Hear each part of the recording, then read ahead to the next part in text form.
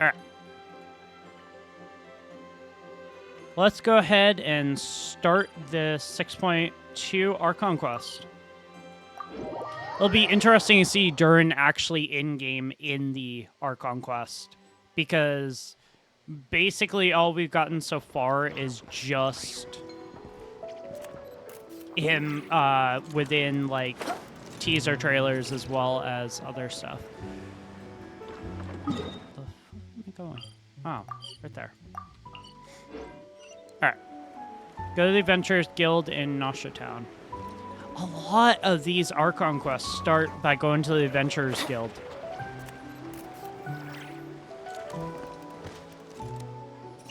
Alright. Thank you for waiting. I finished checking your Adventurer Handbook. Here are your commission rewards. Oh, it's just a norm. Okay. We have no other urgent commissions on the books at present. Thank you for all your hard work lately. Perhaps you two could consider taking a vacation. The Traveler? Amazing. Take a vacation? Never thought we'd end up having That's downtime crazy. and not cry. Things were pretty hectic when we first got here. Everywhere you looked, it was either the Wild Hunt causing chaos or the Vatui stirring up trouble. It felt like this whole region Like, was one that's giant basic- slime in a barrel, ready to go boom at any moment. That's basically all of Genshin. Like, the entire region of Teyvat is just Fatui causing trouble, or some sort of version of the Abyss just going crazy. Like, that's basically all Genshin is. It's just like, we stopped the Fatui, we stopped the Abyss. We really have achieved a lot since we've been here, haven't we? Sure have. Things were looking pretty dicey, but in the end, we managed to turn it around. Oh, yeah. Whoa! God, just that like last deja vu. update. Oh, that's right. It's because we've done this like a million times now. Yep. Ah, yes. Are you two aware that the Moon Prayer Night is soon to take place? Yeah, this was explained in the live It's coming stream. up soon. Wait, why do you mention it though? Do people in Nausea Town celebrate it too? Paimon thought it was just for moon goddess worshippers. Yep. You're partially right. Most people in Nausea Town just see the festival as an opportunity to do business. They do not concern themselves with the religious element. The festival was first celebrated by the Frost Moon Scions. On this day, they would wear moon prayer blossoms and celebrate the birth of the moon goddess through song and dance. They Why would does also that sound prepare like food and every commercial handicrafts holiday? and give them as gifts to others. We pretend Over it's time, for It became celebrating Nod Cry's most lively festival. a wonderful time, and it's actually commercialism. If you don't believe, if you're wondering if I'm being honest with that, my point exactly. That's basically what Christmas, Thanksgiving are. Great! Well, in the meantime, I'm not gonna since get too Tagline political doesn't while have any I'm commissions doing for this, us, though. Let's focus on some personal business instead. When Sounds we good. first got here, you mentioned that this was where your spaceship landed. Mm-hmm. We didn't get to follow up on it at the time because we got wrapped up in that whole rare air situation, but now we can finally start investigating it properly. Except we have no idea where to start. There's a saying Paimon's heard around these parts, which goes, if you lift up a rock, you'll find something you weren't looking for. By that logic, you'll never find what you're looking for while you're searching. Where did you But hear the moment this? You stop looking, it'll jump right out at you. Paimon, where did you hear this saying? I'm not sure if it's as simple as Could that. be worth a try though, right? Anyway, Paimon suggests we focus on other stuff we want to do for now, and just keep an ear out for spaceship-related intel as we go. Okay. We haven't seen Columbina in a while. She used a huge amount of power in the final battle against Rear and has been much weaker since then. I don't know if I can do anything to generally help her, but surely a little chat could do no harm. One more thing that concerns me is we've seen no trace of the doctor so far. Oh, yeah. Yeah, he was a big menace to us in Sumeru. He looked super serious all of a sudden. I was just thinking about Columbina and the doctor. Paimon gets why you'd be concerned about Columbina, but what does the doctor have to do with anything? We learned back in Natlan that he's been investigating the moon. Oh, that's true. And now that you mention it, we're definitely overdue for a showdown with the Fatui. It is weird that he hasn't shown himself this whole time. Was the showdown he with up to? Sandro not enough for you, Paimon? Or the showdown with Rerir, one of the 5 sinners of Conria?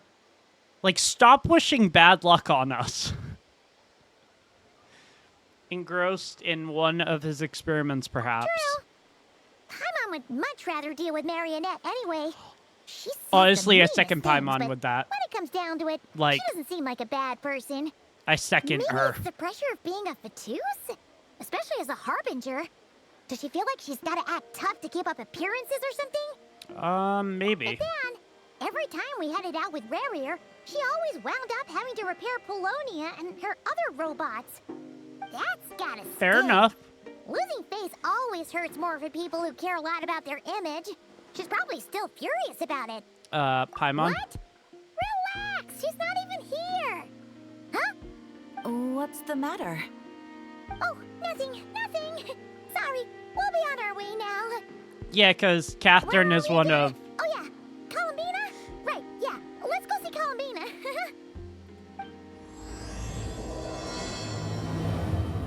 Paimon. She really just... She doesn't know when to actually shut her mouth. Like, not at all. Silvermoon Hall. It'll be interesting to see how much sassier Paimon gets during this.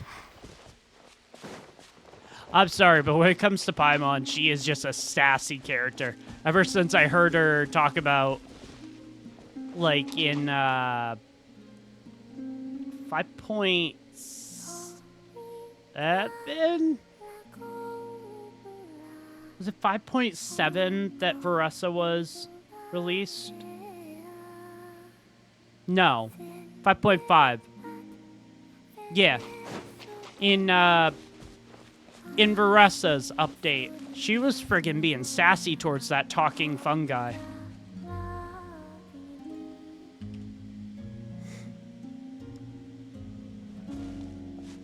Hey, she's sitting up. That's good. Is me sitting here a rare sight? No. We just thought you'd be resting. Yeah. Perhaps I would have been, were it not for the sudden arrival of some unexpected guests. Not that I consider it a disturbance. After all, you are the only ones who are free to enter. Would it not be a little unfriendly of me to lie down while we speak? I didn't realize you put so much thought into little things like that.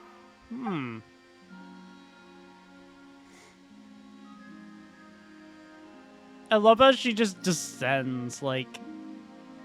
Only sometimes. There have been moments lately where I think about you and your companions. Aww.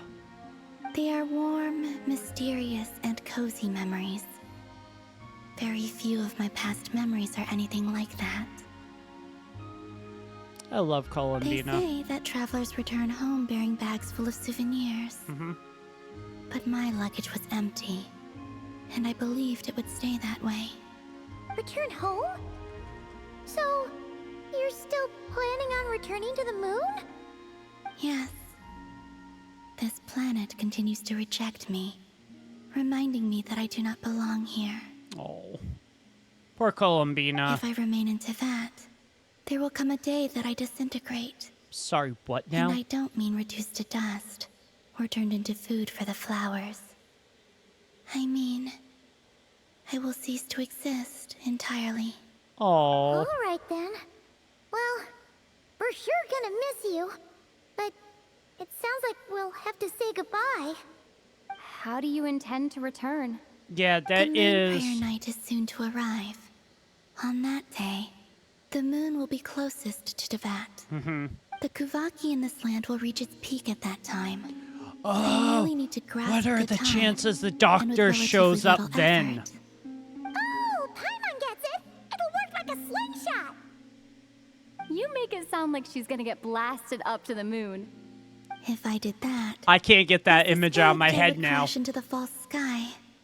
I will be using a much gentler approach, but I do like the analogy. Just her being... It's fun.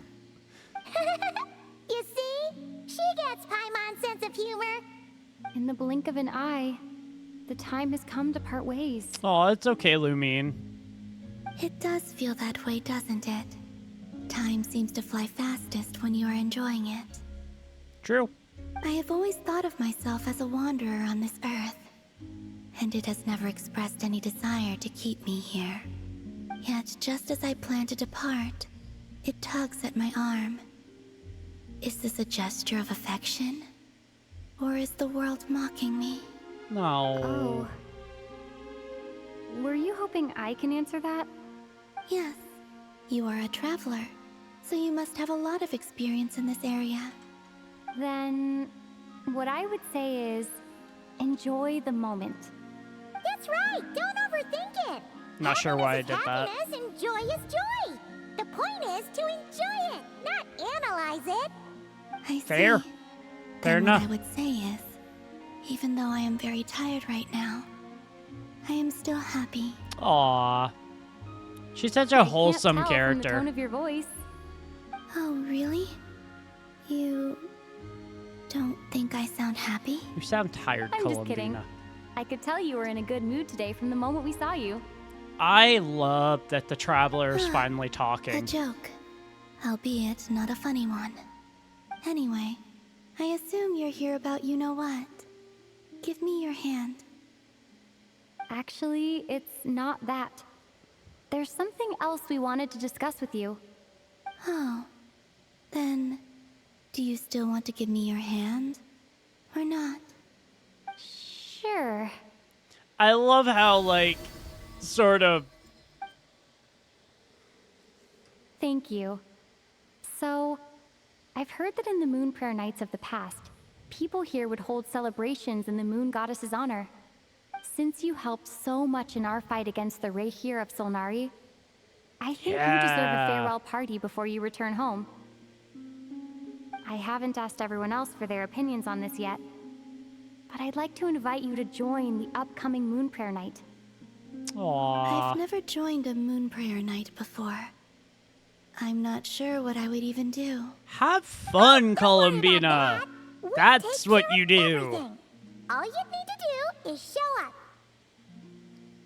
Of course, there's no need to force it if you're not feeling strong enough. It's just, this kind of felt like a golden opportunity. Very fair. But they call me Kutar, and the Fatui have an arrest warrant out for me. I shouldn't appear in public right now.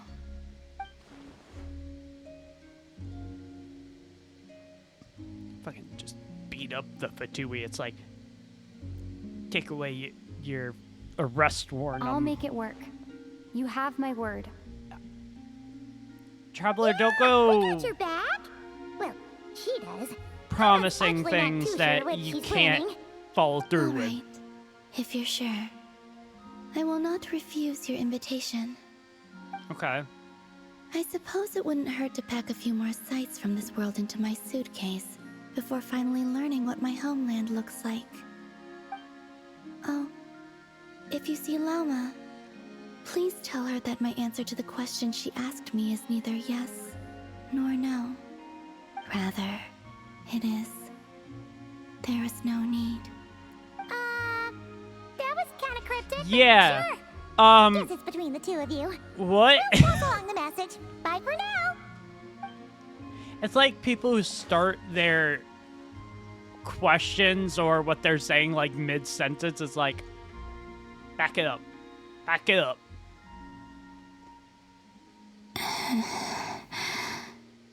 And also, I do not know. Aw, poor Columbina. God damn it. Why did I Since do she's that? agreed to join the festival, let's go see who else wants to take part. Okay. Lauma's gotta be the person most familiar with the Moon Prayer Night. We should start with her. It Also, would what make exactly is your plan to keep her sense safe? to. Not sure yet. I'll figure something out. Sure you will, Traveler. What? Are you serious? And Paimon even gave you her vote of confidence back there. When did you become so sneaky?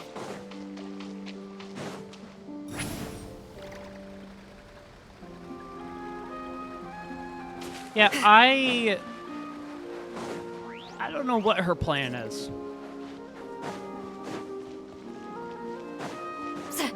Part of me thinks that her plan is going to involve some little secrets that she's most likely going to get the other ones involved, but I don't know. Give me that. I'm surprised there's no achievements for the books, considering there has been like every other region.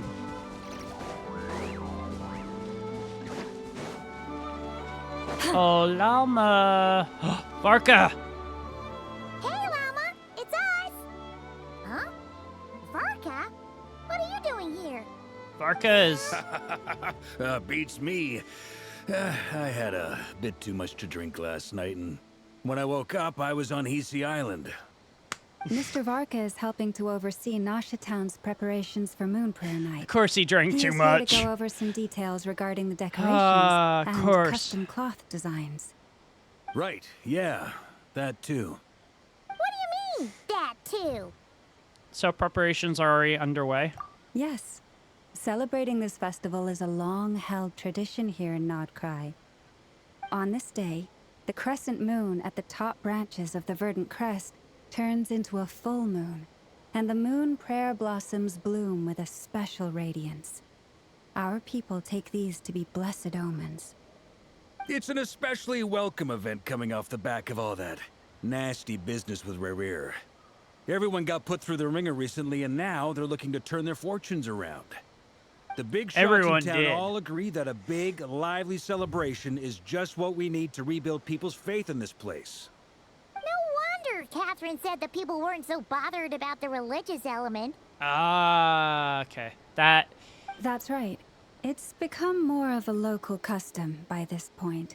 The celebrations So have just little shady to do with business whether the dealings religious happen on stories Moon behind Prayer this event Night? are true or not. That's kind of messed Even the up. Frost Moon Scions are eagerly awaiting the coming of Moon Prayer Night, despite now knowing that their past beliefs were founded on a falsehood.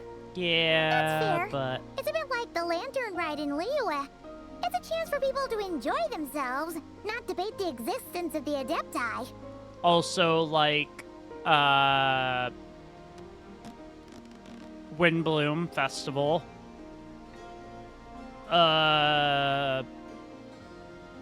Cheval Marin. There's been so many different ones. The one that immediately comes to mind is the Kitsuki Modomashi. The,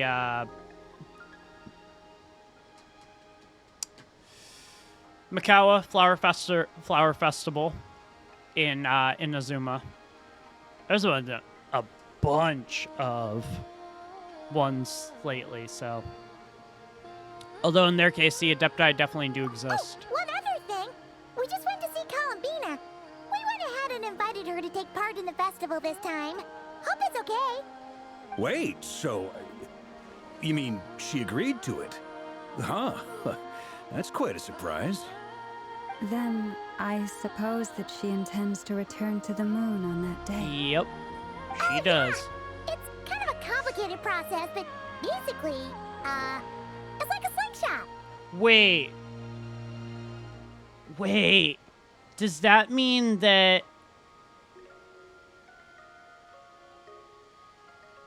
the Moon Prayer Festival thing, that this update is going to end before that, and then in 6.3, we'll be helping Columbina to the moon? Maybe? She probably shouldn't have endorsed your I metaphor. understand. In truth, I had a feeling that she might make such a decision. Well, if Kuthar has decided to participate in the festival, we should prepare accordingly. Yeah, exactly. She was saying how it could be risky for her to show her face in public. We were wondering if there was any way we could hide her. Unfortunately, the people who carved the statues did an excellent job of capturing her likeness. It will be very challenging to hide a goddess whose face everyone is so familiar with. Darn! We may have bitten off more than we can chew here. Nah, don't sweat the small stuff. We can handle that. You can? Huh? Are you saying you have a plan? Not as such, no, but the most important thing with a festival is to keep the mood light and your spirits up. You can't go preparing for a festival with those long faces. You'll never convince anyone to enjoy themselves. The Mondstatter spirit is strong with this one. Yeah. Honestly. As it happens, I agree with Mr. Varka. Of course you do. Let's start by making our appreciation for Kutar the beating heart of the festive atmosphere. Aw. And who knows? Llama is such Once a we get the sweetheart. ball rolling, perhaps everything will By just far one of my fall into favorite, place. like, comfort characters Hey, that did you catch is that? in Llama Genshin. said the thing! Or close enough, at least. I'm looking forward to the Moon Prayer Night already. We have a festival in Mondstadt called Windbloom. Yep, And you I can knew always he was tell going to which couples reference are this. celebrating it for their first time by the smiles on their faces. Big, beaming smiles like their whole face is glowing. Yep. And I have a feeling we'll get to see that same smile on the Moon Goddess's face at this festival. Oh, yeah. Not quite the same, surely. Anyway, I'll take care of business in the city, but I'll have to leave the decor up to you and the Frost Moon Scions. No one else can capture that traditional aesthetic quite like you guys.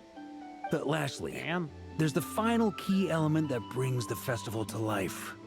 Companionship. Varka is straight out of a storybook. Like, this dude is straight out of a storybook.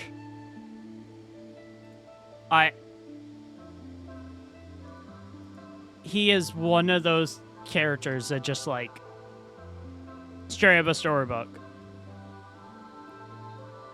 Before you leave, let me show you something that we've been preparing.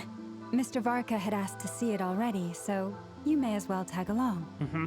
Also, I have some further questions about Kutar's decision. Oh. Follow Llama and look around. Okay. Oh my god, this is so cool. So this is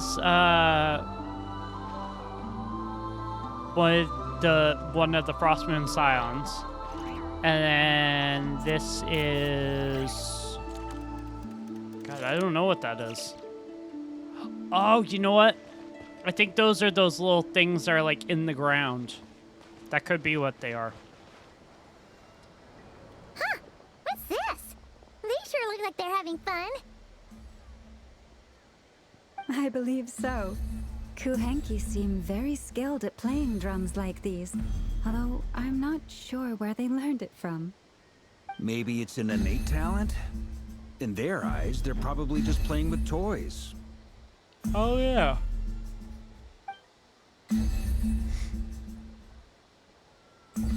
Wait, Luanatar. Luanatar! You want to play too? Guess not. Yeah. She looks more confused than anything. Maybe we can teach her next time if we get the chance. Hey, I'm just glad there's no Arataki thing here. Okay.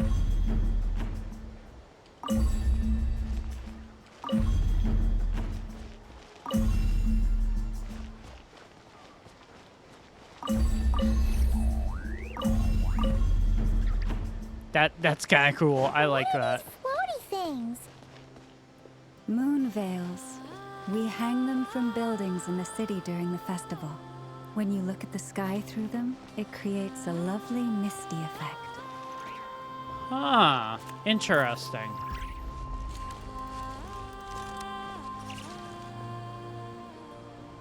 Everyone seems hard at work.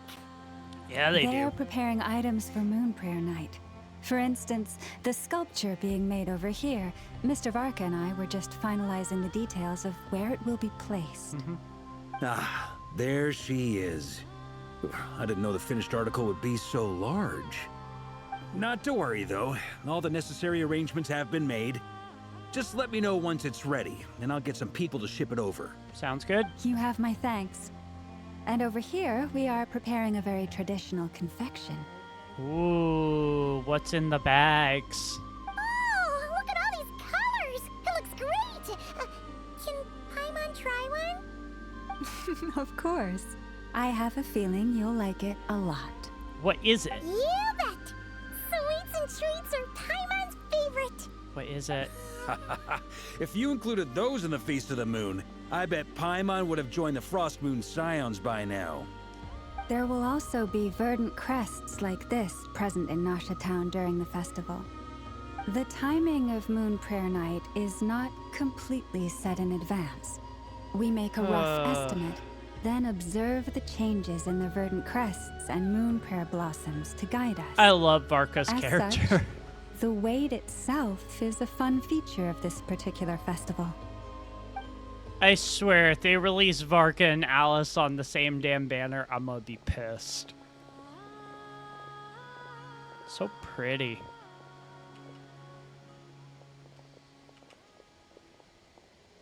That statue is still Let's one of the talk here. prettiest statues in To Nodcry. tell the truth, I am very surprised to hear that Kutar is willing to participate in the festival. I once asked her if she'd be willing to stay with the Frost Moon Scions. I could introduce her to everyone, and we could be a family to one another. She did not answer, but she has not appeared here since. I took this to mean her answer was no, but if that were the case, she would not have accepted this invitation.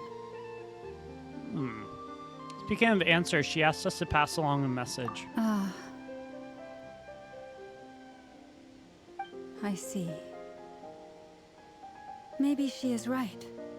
Maybe the Frost Moon Scions of today no longer need a moon goddess. But my wish was not for her to come here and be worshipped as a deity. I simply wanted to offer her a place to stay. Oh, I'm sure she okay. believes that showing herself here might invite Fatui intervention, and as such, she does not wish to cause us trouble. Yeah. But what really pains me about all this is that this is her birthplace. She ought to belong here, yet no one has been able to grant her shelter. So sad. I think I'm qualified to weigh in here. When someone's about to depart on a long trip, what they need is blessings, not burdens. We should wish her the best, not make the journey harder than it already is.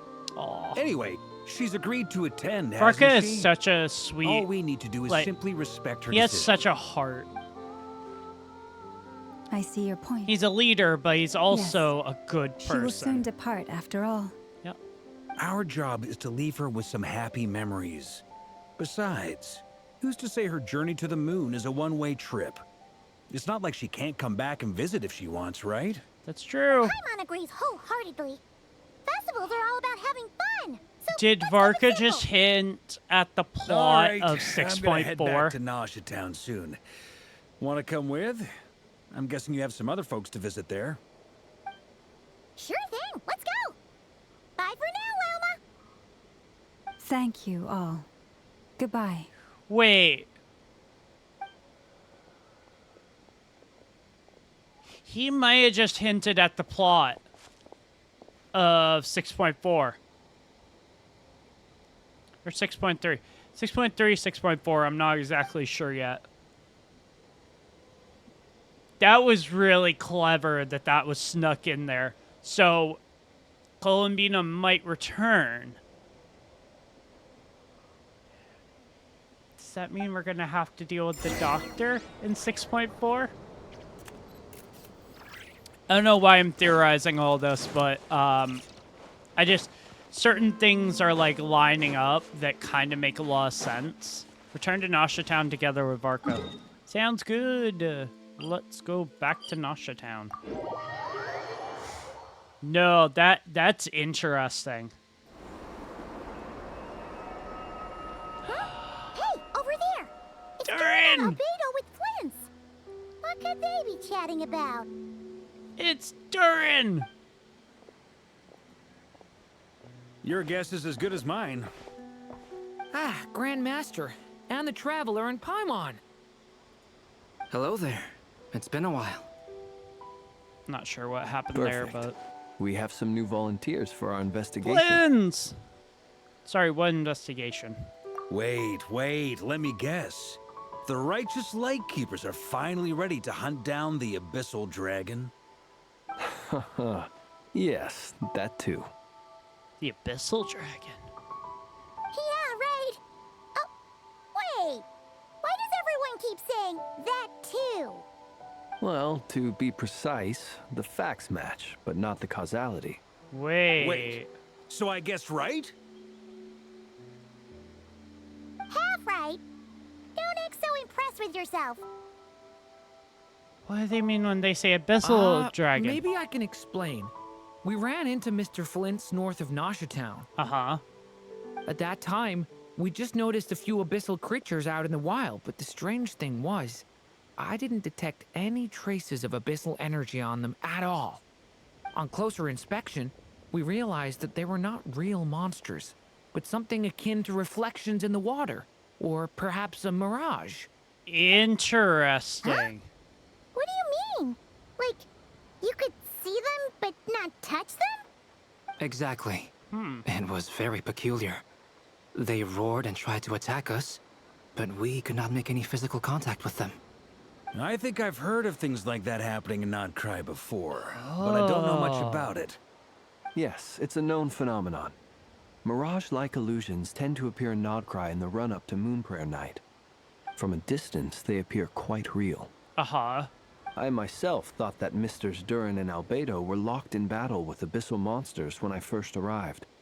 But after sharing intel and investigating a little further, we can confirm that these illusions are harmless. There is no great cause for concern. Okay. I see. All the Mirage stories I've heard are either animals, rocks, or small houses. Abyssal monsters, though? That's a first. It's a first for me, too. So I'm planning to look into it further just to be on the safe side. I intend to inspect a few more locations. That What about is you two? very Any plans? interesting. Alice contacted me a few days ago. She'd like me and Durin to assist her with an experiment. Where is Alice? But we lost contact shortly after receiving the message. I'm sure that comes as no surprise to anyone familiar with her. We don't know when the wind will blow, yet when the wind blows, we will know. That, in a nutshell, describes how Alice operates. Yeah, that checks. That tracks. Okay. Well, I suggest we investigate this Mirage Paimon. business in the Oh my meantime. god. Me and It's her piqued were on my the same curiosity. wavelength there. And I'm pretty sure I know someone who will already be 10 steps ahead of us. Well said. What do you mean 10 steps ahead? Right? Whatever's happening in Notcry, she always seems to be the first one to know. Let's go see what she knows. We can invite her and her staff to the festival while we're at it.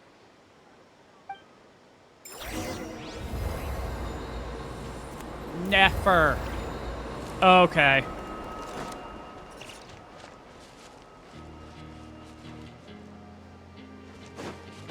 I was like, who are they talking about? Nefer.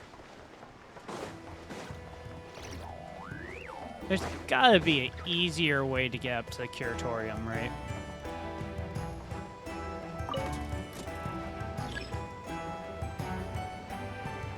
Or am I on the wrong side? I might be on the wrong side.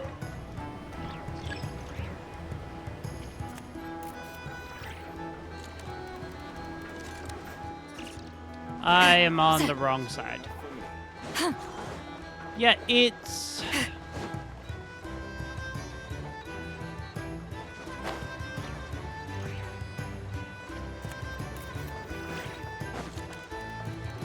It's interesting sometimes because it's like... Sometimes you can guess who we're gonna go see, and then it's like, sometimes you have no clue. Oh, Nefer. Or Nefer. What you doing? Where's Yehoda? You're right. I have noticed. There's certainly something a little fishy about this situation. Only a little, though. Records indicate that this phenomenon can occur in the days before and following Moon Prayer Night. That said, it has always been a rare sight in the past. The odds of encountering these phantoms are similar to looking up in the night sky, happening to see a shooting star, and managing to make a wish before it disappears. But this time, either everyone's getting lucky, or they're appearing far more frequently than usual. Yehoda's out gathering intel It still as is we weird speak. that they can't In attack the us, though. meantime, let me check off some points of interest. First, the Abyss.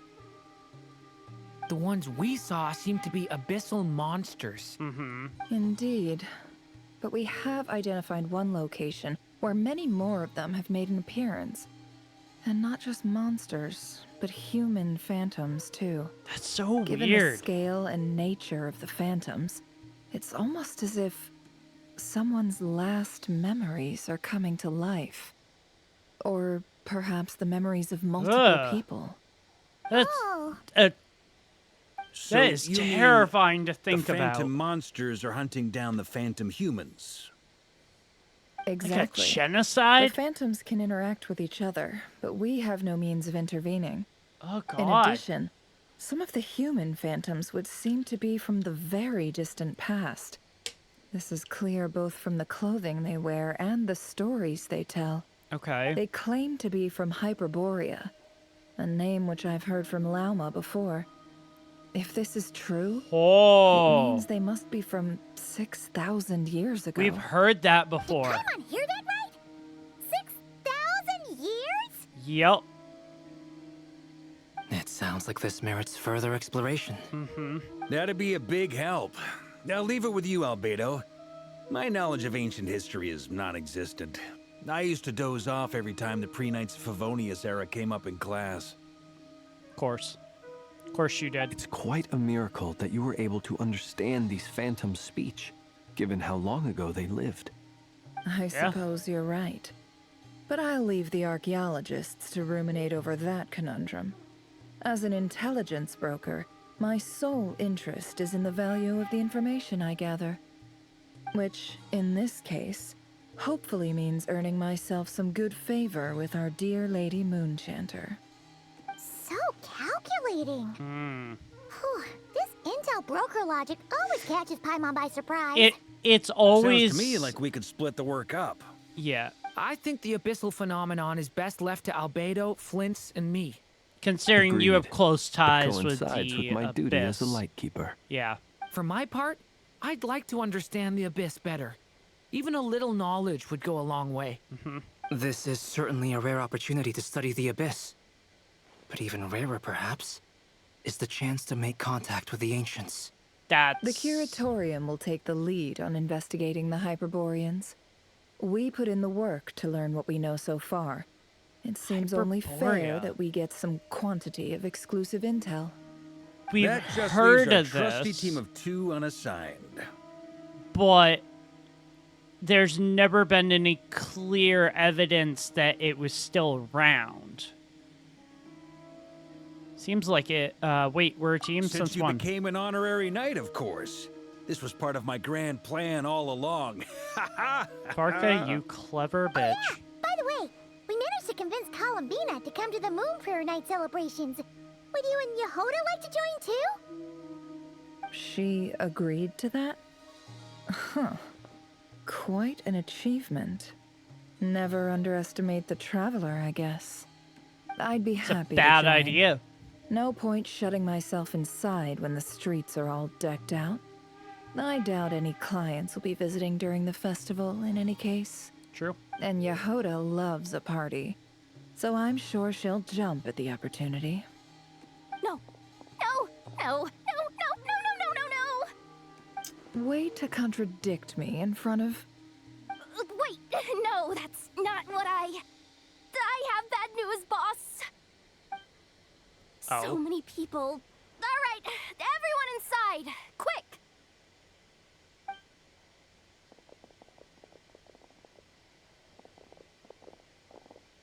This is gonna sound crazy, but hear me out. The I saw one of those phantoms at Star Sand Shoal, and it was some sort of flying ship. Like a spaceship? Wait! Whoa. Aha! A spaceship at Star Sand Shoal. That's gotta be the one you came to Teyvat in. You said you saw the same thing through the moon Are arrow, we right? actually going to be able to see the spaceship? Huh? You already know about it? Ugh, I thought I was gonna blow people's minds. Turns out I'm the last to find out. Wait, back up. You came here in a spaceship? Now my mind is blown. What's it like on the inside? Was it like flying through space? I want to know everything. Maybe that's a conversation for next time. Yeah. Yep, exactly. Huge discovery. You're the best. Second best intel broker in the world. After your boss, of course. Wow. Really? Well, I don't know if I'm all that, but... I guess that decides where we're heading next. Yep. Come on, don't look at me like that. I know the spaceship doesn't have anything to do with me, but you don't want to leave me as the only one twiddling my thumbs, do you? Please? So... Fair enough. You can tag along. In that case, let's meet back here to discuss our findings once We're done. going to see the I wish Traveler's everyone a spaceship. productive investigation. You too. Dude, this is going to be cool.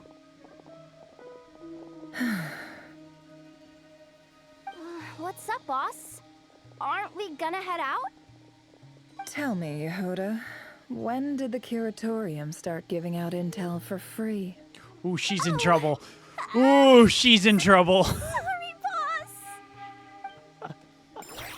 Oh, okay. All right. So, yeah, let's go see the Traveler's spaceship. Oh my god, this was hinted at in the last update, and I was like, oh, the Traveler's spaceship? And we knew it was in Star Sand Shoal, but now we can actually go see it. It's not gonna technically be the version that we're familiar with, but hey, we're still gonna be able to see it, and I call that a win-win. I'm gonna just... I don't know why, but this picture looked really good. Okay. Star Sand Shoal. Right down here. Hello, random boy. I'm not gonna talk to you right now. Over here. Dude! There it is! Oh my god! It's right there! Wow, what do you know? Yehuda was right on the money. This phantom really is your spaceship. But that's so weird. Why would it show up here? Is it some kind of projection? Or a ghost? Dude! Maybe it no longer exists. But somehow it left an after image? I'm not sure Ah, either. You're already here. Miss Lauma, what a surprise. I thought you were busy with festival preparations. I was, until one of our people informed me that a strange sight had appeared at Star Sand Shoal. No one's ever seen something looks quite so like good. this before. I thought I should see it for myself. Same here. Oh, so we heard that these things appear around the festival period. Any idea why that is? Unfortunately not. We have very limited information about them, since they can't be interacted with. And no human phantoms have ever made an appearance before now. The most we've been able to deduce is that these sightings appear to be connected to the increase in Kuvaki energy around this time. Oh, yeah.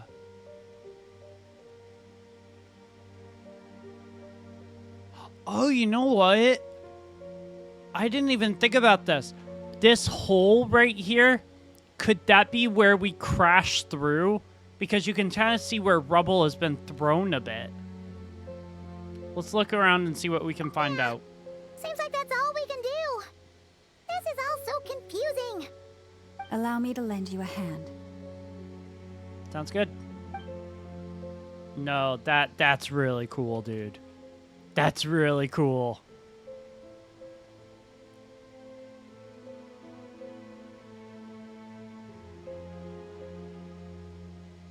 And if that's true, is there a chance that we didn't land in Nodcry, but this was actually Hyperborea? Everyone, our friend here should be able to provide us with some information. Oh? Is that a phantom Rhymehorn deer? Yeah, I've that's heard what they're about how called. the Frostmoon Scions live in harmony with the animals and can even communicate with them. That's coming in handy now, for sure. Yep. Okay. Yes, I understand. Then how about this?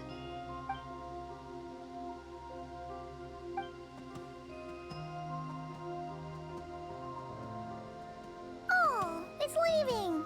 Aw. It appears to share our curiosity about this giant spaceship, so I asked it if it wouldn't mind investigating along with some friends. In return, I told it about some nearby spots where the wild fruit grows abundantly. We may live in a different era from these phantoms, but I trust that the terrain, climate, and ecology here are more resistant to the effects of time than some things are. Let's give them a moment and hope for the best. So, after a few moments, the Rhymehorn deer and his companions return. All back together.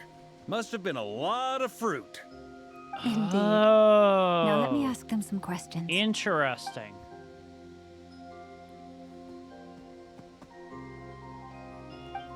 It's like singing.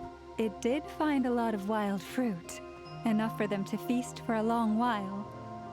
This Cool. puffin circled in the air several times, but didn't spot anything out of the ordinary. Certainly nothing to do with the spaceship. Hmm. Well, it definitely makes sense to get a bird's eye view. Indeed. Other than that, I was also thinking that the world these phantoms see is also different from ours. That's true. Oh, I get what you mean. That's very The true. wild fruit exist in both times and spaces, but there might also be things that only exist in that space-time, which we can't see.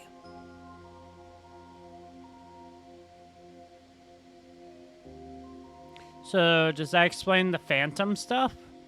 Because we don't see their whole world, Good yeah. point. Great thinking, Llama.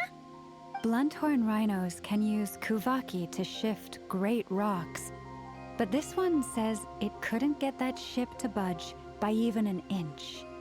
The sniffer mole tried too, but despite being a skilled digger, it could not get through. They say that the spaceship looks robust and undamaged. It seems completely impervious to any and all attacks.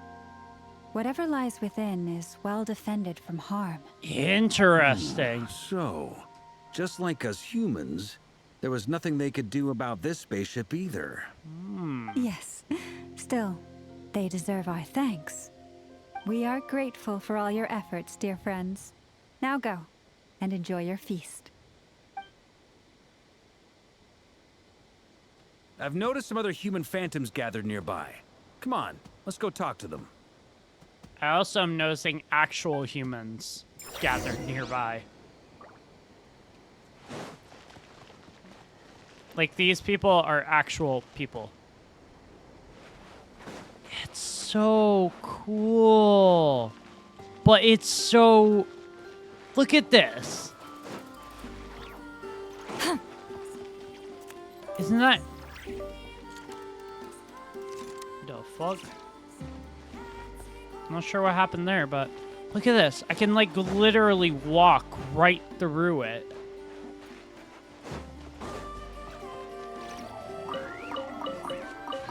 And then with this, it's this area. That's so neat. It's like, it's kind of like Varka and Lama were saying. They can see it, but we can only see like a mirage of it. That's so cool, though. And such good attention to detail.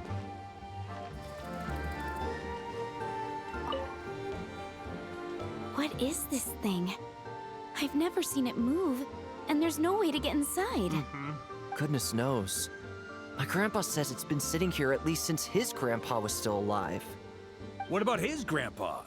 Did he say anything to your grandpa's grandpa about it? Huh? I don't know. In all likelihood, it was here back then too. Hard to imagine something this huge could How move. long has that been there? Guess that means that as far as they're concerned, this ship's been around a long time. So how long has that been there? I still think it's somehow connected to Hyperborea. Come on, brothers. If we can get even a small chunk off of this thing, it's gotta be worth a fortune. Today is the day we strike it rich. You better not. You mean Paimon? Yes, brother, I shall join you. Let's make our fortune. Oh my god, Varka. We should go with them. Yeah. What the?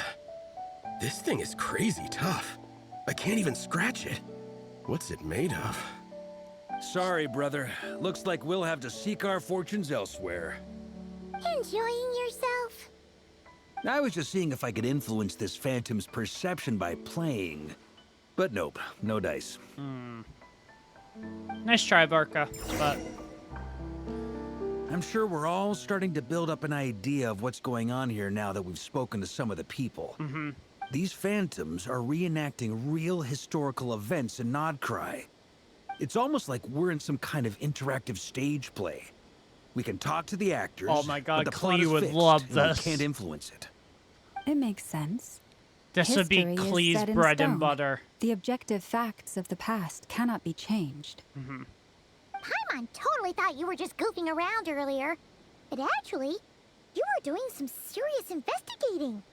Of course I was. Anyway, at this point, I think we're forced to conclude that although the Phantom spaceship is right there in front of us, we aren't going to learn much about it from these people. Fair. If only this showed the moment when my brother was searching for me, maybe then I could discover why he wasn't in his spaceship. Ooh, yeah. Traveler, you have a good idea there. Or if it showed the moment when it disappeared, I might have found who was piloting it and where they were headed. No such luck. All we've seen is an arbitrary moment in time during its long stay here. Don't be discouraged. If nothing else, this is proof of the ship's existence. And think about it. So many people tried to hack their way inside, but no one could get the door open. It's made of very tough material. To me, that says that we'll either find the ship itself or the story behind it. It's just a matter of time. I'm gonna guess this is somehow linked to Hyperborea. I know I keep saying that, Every now and but then, when Varka gets serious, he actually does seem like Grandmaster material for once. yeah. I wonder how the others are doing. Let's head back for now. It'll be interesting to see what Sounds good. Albedo, Also, Flins, drinks and are on Durin me if found. Team Knights of Favonius is the first to finish. Oh my god. Wait, we have a team name now? Uh, Team Knights of Favonius as well? You're very welcome to join. We've even got a cathedral ready for you. Isn't that technically blasphemy? yeah. You wouldn't dare make a joke like that if Barbados was in earshot. Nah, I'm sure Barbados doesn't mind a little harmless blasphemy once in a while. I don't think so. Varka, I think you need to tone it down a little bit. Uh-oh. Oh, no! Get away! Oh. Yeah, Durin, you can't interact with them. Yo, I love Durin's sword. I know it's hard to stomach, Mr. Durin. But as I'm sure you've noticed, there is nothing we can do to intervene in that which unfolds before us. But we have to at least try. And try you have. But are you aware of how many unsuccessful attempts you've made now? Yeah. I wasn't keeping count. Poor I'm Durin. afraid this is the 39th failure so far. Or the 5th if we're only counting this particular victim. Aw. There are no indications that these phantoms may be altered in any way. You seem to have calmed down a little. Mm-hmm. I'll make us a fire. You should rest and have some water. Sounds good. Feeling any better now, Mr. Durin? May I ask a few questions? Be my guest. What exactly are we witnessing here? What happened to those people? My guess would be that we are seeing Nodcry during the Conrian Cataclysm. Would that be accurate? Probably. Conria. That is correct. As you know, once the Abyss senses even the tiniest crack, it floods in and spreads like wildfire. There was a time in the distant past when it permeated all of Nodcry, causing immeasurable harm. The people paid a terrible price to heal this land. Then 500 years ago, the whole of Teyvat suffered an abyssal disaster. Once more, Nodcry was dealt a devastating blow. I see. In the face of the abyssal onslaught, all were like grains of sand tossed around by a tidal wave. Be they human, fae, or god. The moment you witnessed is but one drop in a whole ocean of catastrophe. All right. I guess that answers my second question, too. I wanted to know why there's nothing I could do to help them, and that's because what we are seeing is history. Nothing we can rewrite. That would be my guess as well. Yeah. As I understand it, history and fate are not all that dissimilar. The latter may be unseen to us, but both are immutable. Yes. Fate was The determined thing that I love long, about long Albedo ago. is he's so wise. I still have a couple of other questions for you, Mr. Flintz. You mentioned more than one abyssal disaster that has struck this land in the past. How can you be sure that what we're seeing is from the Conrian incident? And That's... also, yeah. how are you able to stay so calm when you're talking about these events? Maybe because From he everything I know witnessed about them? you're not cold or ruthless, and you're not indifferent to the suffering of others. Alas, I am forced to show my age. I must be 600 or 700 years old by human measure. Damn! So, you... One is not easily moved by history when one has witnessed the truth firsthand. I'm sorry. You needn't apologize. Your passion is a good thing to have. Treasure it, because someday you may find it in terribly short supply. Now, at the risk of offending you, I have a question in return. Uh-oh. Your curiosity toward the Abyss, is it born from hatred or because you sense its call? I only ask because I kept a fragment of Rarir's body in my lantern for a short time. Specifically, his heart. So I know what a burden it can be to carry the Abyss with you. And I hear its power growling from somewhere within you. In my eyes, your mere existence is a miracle. My honest answer is... I don't know. I don't think I have the confidence to say for certain. What I will say is the Abyss is not the only issue that haunts me. Even before I became who I am today, the question dogged me constantly. Should I even exist at all? My doubts remain unresolved. Poor Durin. When we fought Rarir, something became a little clearer to me. Oh? Sometimes it is the darkness within us that allows us to achieve the impossible. Damn. I certainly got the sense from your 39 attempts that you were trying to achieve the impossible. It sounds like you've resolved to see the truth for yourself. Absolutely. In that sense, he and I are quite similar. Then I wish you every success. I look forward to the day of your transcension. Well, if everyone's caught their breath, I suppose we should head back. Oh, and one last thing. I'd appreciate if you kept our discussion about history a secret. Yeah, can't let that get out. That would be bad. I feel bad for Durin. He thinks he's not wanted. Incredibly, our separate investigations led us all to the same conclusion. Hooray for consensus! Yeah, but we barely learned anything, though. I totally thought this would be the mother lode. Talking with the ancients? I mean, come on! But nope. All we got was useless snippets of conversation. Yep. And all this stuff about moons and hyperopia. Duh, what a load of baloney. Seems like people back then had a Hyperborea, few Jehoda. screws. I understand your frustration. We found the same issue. Each phantom only showed a very brief moment in time. There isn't much value to be found in these miscellaneous fragments of a civilization's history, no matter how glorious it may have been.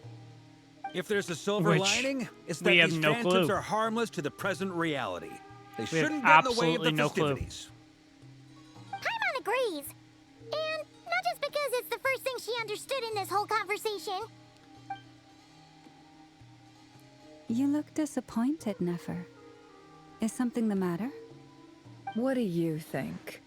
We all worked our tails off, but the only one to gain anything from it was you, Lady Moonjanter. What are you talking about? Well, please do share the Hyperborean records with me.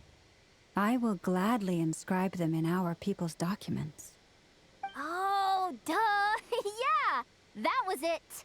Hyperborea. Hyperborea. I'm serious. Only an expert in the Frost Moon Scions and I their history can really turn these like records Yehoda's into character. valuable research material. The alternative is to let them gather dust on the curatorium storage shelves until the pages turn yellow. That's true. Nefer, you're wise enough to know that cooperating and sharing the profits is the best course of action here. Well, that goes without saying. Sure, let's do that. Huh? But didn't you say we aren't supposed to give out intel for free? Sorry. Shutting up. Shutting up. Yeah, Now don't. is not a good time to push Nefer's buttons. Bad idea. Anyway, back to Moon Prayer Night. I'm thinking that we should prepare something a little special, aside from the usual decorations and so on. You mean a parting gift? Can't go wrong with food. Although, does food go bad on the moon? Perhaps a lantern would be a better choice. It might be dark up there. It could prove difficult to light a lantern on Oh, the moon. that question overloaded my Magical brain. stones might serve that purpose better. What about a clockwork mecha model from Fontaine? I've got a whole bunch at home. I use them for fighting practice in my free time. Of course you do. None of course these you do, sound like Yehoda. things she would be even remotely interested in. But we don't interact with her enough to know what she likes. But the Traveler does. It would really save us the guesswork if someone could find out what she's into. The Traveler. Everyone looked at her. Traveler? They're all looking at you. Okay. Yeah, I got it. Great! Haha, problem solved. Now, I need to stop by Dory's. Gonna need her help sourcing a bunch of stuff for the festival. Oh, dear God. Then let's leave it there for now. Oh, We all have our own no, business no, to no. attend to. Traveler, if you find out what Kutar likes, let us know right away. Gotcha. Sounds good. No, I love how all the characters were just like, Traveler, what do you think? Is something Go the matter? ask her.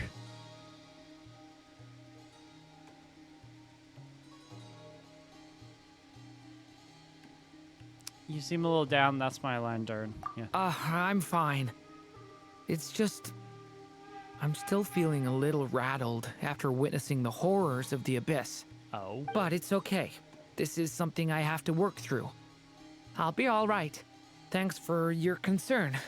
Aw. Well, don't put too much pressure on yourself. If you ever feel like something's wrong, physically or mentally, we're here to talk. Don't forget, I'm a member of the Knights of Avonius. Yeah, you can look up to me. Call me Grandmaster Traveler. No. No. Ignore me. Come on. Stop treating me like a kid. You are, though. You are a kid. That's the whole point. Go meet Columbina. Sounds good. Out the door.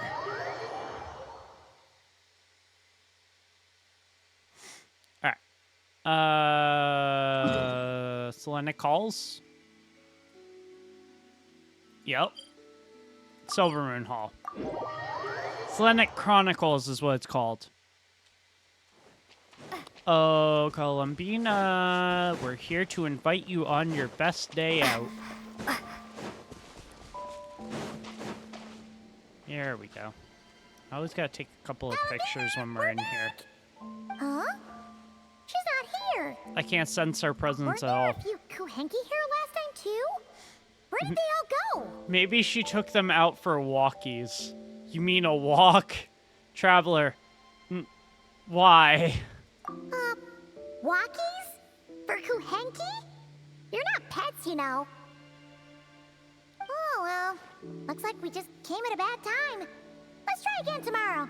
Sounds good. There's still a few days until Moon Prayer Night, so we're in no rush. Besides, she needs time to rest anyway. True. Fair point. Let's go.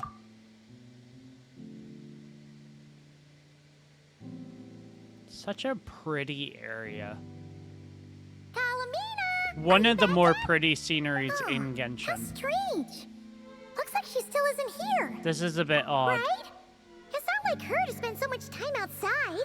Especially since she's worried about attracting unwanted attention. By the looks of it, she hasn't been back all day. What about Luanatar? Luanatar, you there? Oh, right there. Hey! Do you know where Columbina went? Sorry, didn't understand. But if you know where she is, could you take us to her? Uh-oh.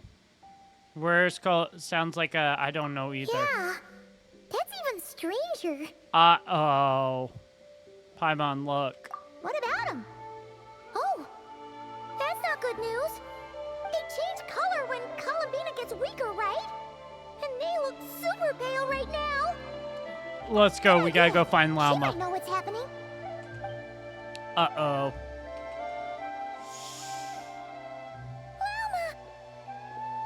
Ah, it's you. How is Kutar? She Is she okay? Lauma, how do we let you know this? Well, we went to Silvermoon Hall and we were gonna go see Columbina, invite her to Moon Prayer Night. Well, yeah, she's missing? No, she hasn't. I came here to check on her after I noticed the flowers had changed color. Yeah. Based on past precedent, she must be very weak right now. Even getting up to walk would be a struggle. It seems unlikely that she wandered off outside. But she wasn't in She doesn't Silvermoon do that Hall. at the best of times either. So yeah, this is super weird. Has anyone approached Silvermoon Hall lately? No. Very few people are in the know about Kutar's whereabouts. And if anyone suspicious had visited, they'd have left some sort of evidence. Come on, let's go to Nasha Town. If anyone has seen her, someone there will know about it. It's not Kry's information hub after all. Makes sense. Let's go. Okay, so this has turned into an investigation on trying to find Columbina. Because Columbina is apparently missing. That's an issue. Yeah, no, that's not good. That's really bad.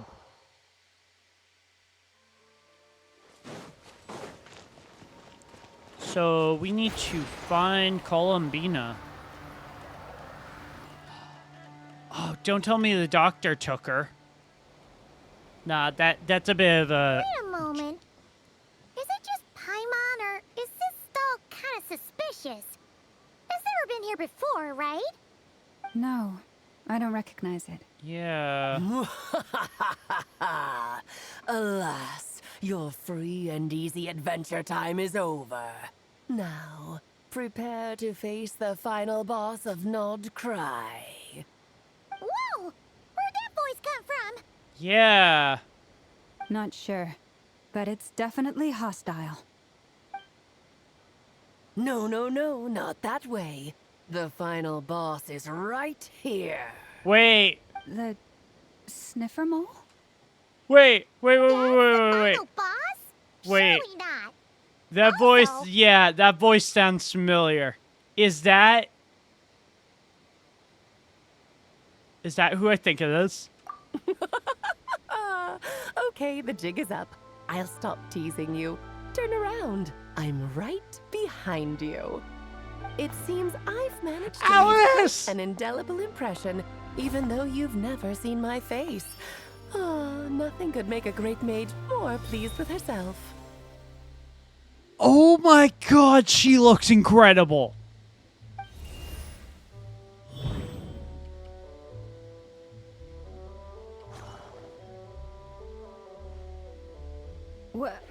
What is going on? Okay, I've heard that all the big I am shots in immediately Tibet have pulling long, her. wordy titles that stun people speechless when they make their entrance. she looks so good. Unfortunately, none of them are affiliated with the Hexen Circle, and we ourselves keep a very low profile. Oh The my notorious god. name-dropping doesn't quite work for us. Still, I can't for stop one, looking at her. I'm really quite amazing. So that didn't stop me from coming up with a title anyway. I can't stop looking at her. Alice? It's really you this time? Not a lantern or a Dodoko, but Alice in the flesh? She looks so That's right. good. So, what do you think? How does it feel to finally meet me? You look so good. You look like... You look just like Klee. Oh, that's the first thing you thought. A little surprising, but that actually makes me very happy. She looks so good. I love her. Like that. Yeah. She's finally in the game. Oh my god. Because that means that when Klee grows up, she'll be just as stunningly beautiful as her mother. Aww. So she's a friend of yours? Friend, more like mentor. This is actually the first time we've seen her in person. I see. Madam Mage, that was, quite a powerful entrance. So good. I certainly won't be forgetting it anytime soon. It's okay, Lalma, don't force it. Oh my Paimon will do the honors. goodness. This is Alice from the Hexen Circle. She's a friend of ours. And of Arcus, too. She's helped us a lot in the past, yeah. That's right. She's a good person, just kinda unpredictable. Well, what is the human heart if not unpredictable? Hmm? If we could not do as we please, how would we differ from machines? I am Love Lalma, her design. Enchanter of the Frost Moon Scions. It is a pleasure to meet you. Oh, I know. Before you got here, I spent a good, 15 minutes getting up to speed on Nodcry's present situation. That's In other a words, short I've amount read of the time. whole in the last episode part, so we can skip the pleasantries. Fair enough. So well, good. Miss Alice, I can already tell that you have quite a unique personality. Oh yeah. You'll get used to it. Paimon sure is. So anyway, what are you doing in Nodcry, Alice? Oh, I thought I told you already. This time, I'm the final boss. Yeah. Sure. And what a formidable foe I shall be. Powerful, confident, decisive, and good luck finding my weak spot. You will never succeed.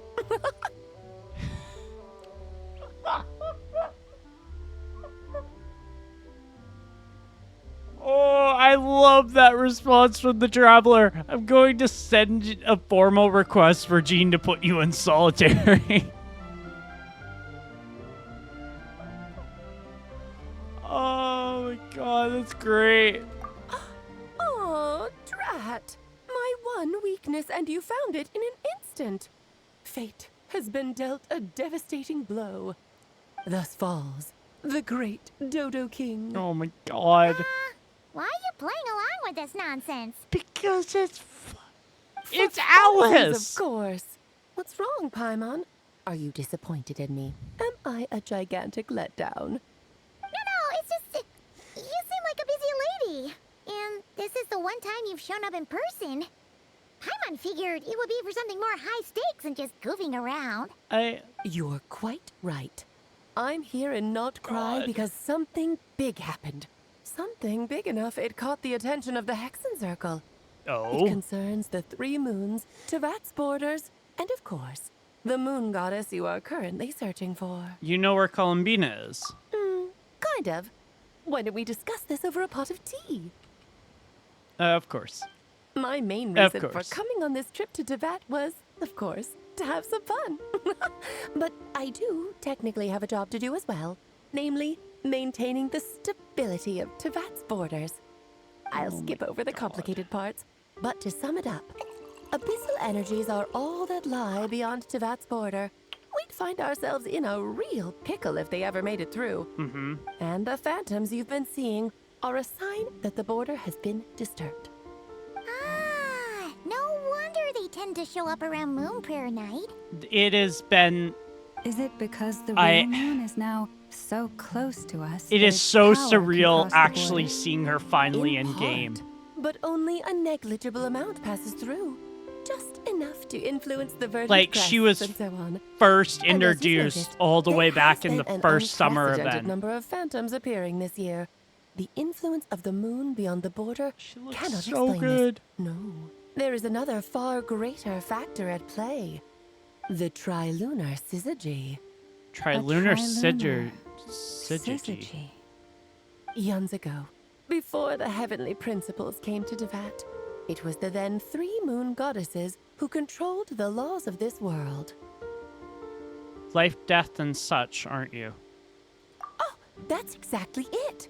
The 3 goddesses split these powers amongst themselves, promising never to consolidate them into one singular body. This was meant to keep the world stable.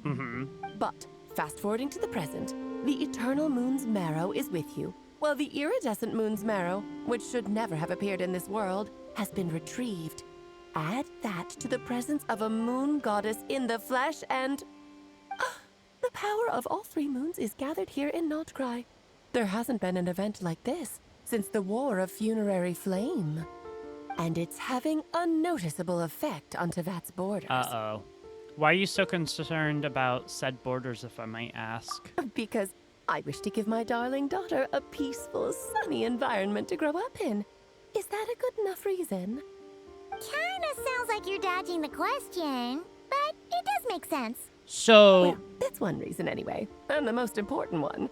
The others are a little complicated to explain. For instance, cleaning up after dearest Miss R. Ryan daughter.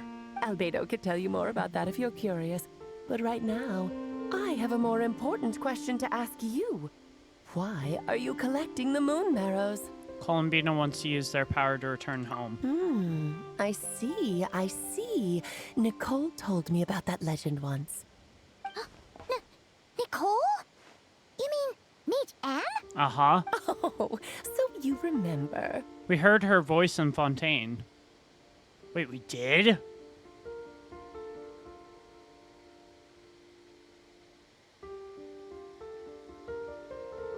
Somebody let me know in the comments when we heard N's voice in Fontaine, because I am blanking hard. I don't remember.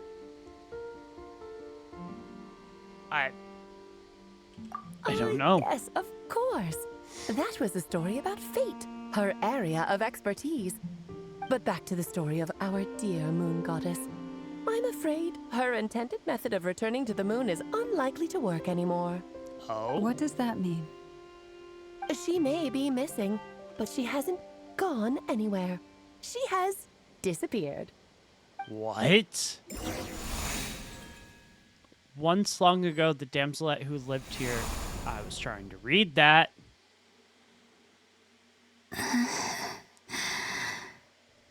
My body is so heavy. Wait, no.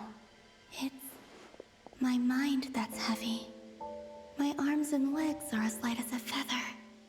What's happening to me? I feel drowsy, like I've been asleep for too long. Is it daytime or nighttime? Is the moon out? Well, I think I'll go for a walk. wait, what?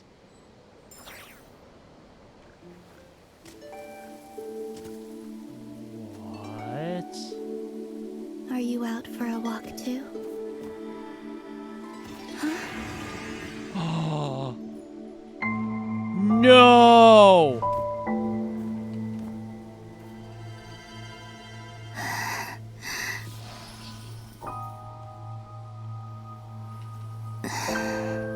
The day has come at last. Oh no!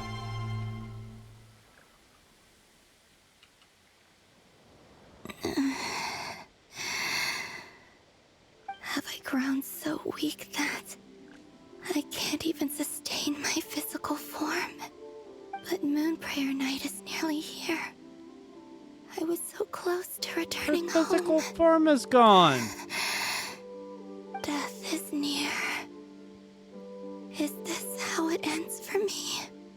Will I return to the moon after I disappear? Or... I don't want it to end like this. Oh no! So far, at least, I still exist.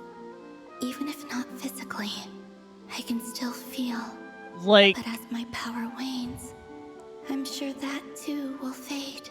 like is she turned into pure suppose. Kuvaki energy? I might take one final look at this world. The world where I was born. Aww. This may be your last chance to visit the Frostmoon Enclave. Don't let it slip away.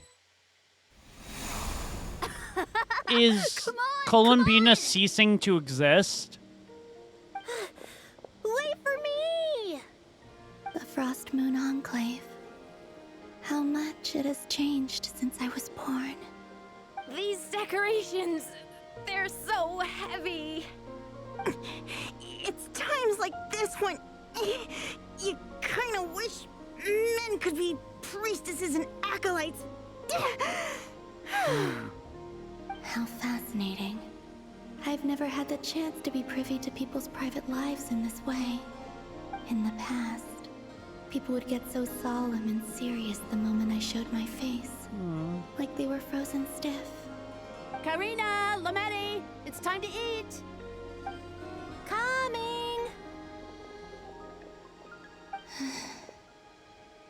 I want to watch them a little longer. Oh.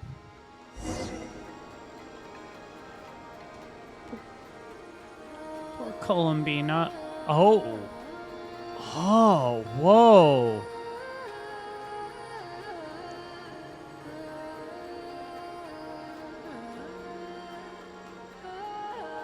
She moves around very interestingly.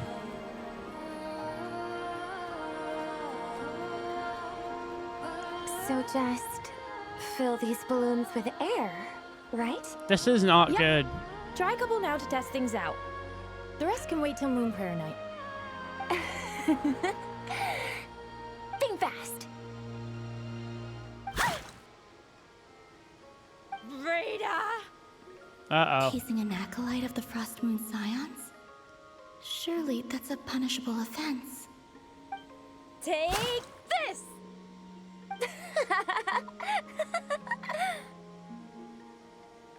Huh? All right, enough horsing around. Lady Lauma gave us a task. We should get back to it. Where is Lauma? The task is just to check that the balloons Oh, don't oh, leak, oh, oh, right? oh. The, yeah. Doesn't matter if we fill them with air Llama is or with water. us. Okay, you got me there. And you got me there. But still, we can't use all the balloons before the festival even starts. That's true. We won't use all of them. And as long as Lady Lauma's trusted acolyte doesn't snitch, this can stay as a little secret between friends. A couple more can't do any harm, right? Oh, you menace. Then, think fast! They're having a lot of fun with them. Is pumping a balloon full of water really so much fun? Aww. Stroll through the Frostmoon Scions. I kind of like how she moves. Like, it's kind of cool, actually.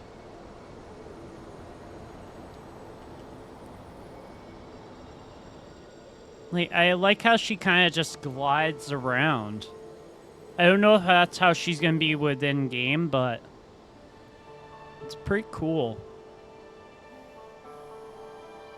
I'm sure you're both tired from playing all day. Come on, eat up. A plain, humble meal. That has always been the way of the Frostmoon Scions. True. Huh? How come Lamatti got a midsummer berry dessert? Oh, I always get Lockaberry. I don't mind sharing. You can have a bite of mine if I get to have a bite of yours. They're sharing food? I've never shared food with anyone before. Even at the Harbinger tea parties, everyone just ate off their own plate. Well, the Harbingers aren't necessarily a family-oriented group. They'd leave the leftovers out under the moonlight for the animals to claim. Hey! That was 2 bites! Oh, then you can have another bite of mine. Oh, you too. Oh, don't fret now. Here, have some of Granny's too. So this is what it means to be family. Aww. I hope she doesn't disappear. That would be really sad. I'm seeing so much that I'd never usually get to see. They'd never act like this when I was around. It's nice, being able to just watch people in peace in these final moments. What a rare opportunity. I think I'll go take a look around Nasha Town, too. Maybe the Traveler will be there. Maybe. So, is it one of those things where Columbina can see us, but we can't see her? And we're in Nasha Town now. After the War of Funerary Flame, the Moon Goddesses were no longer recognized by Teyvat. They lost the whole foundation for their existence. That's why the Moon Goddess's strength is fading. She cannot withstand the world's rejection of her. That's sad. It's just like what Columbina said. To be more pedantic about it, the Moon Goddesses did something to offend the heavenly principles, and that's why they were ousted. Something of a recurring theme in Teyvat's history. Theoretically, speaking so candidly should put me in their crosshairs too, but they can't tell me what to do. I'll say whatever I want. Anywho, the She's Moon Marrow energies so were but a drop in the bucket for her. full of And herself. that battle against the Ray Hair of Solnari only weakened her further.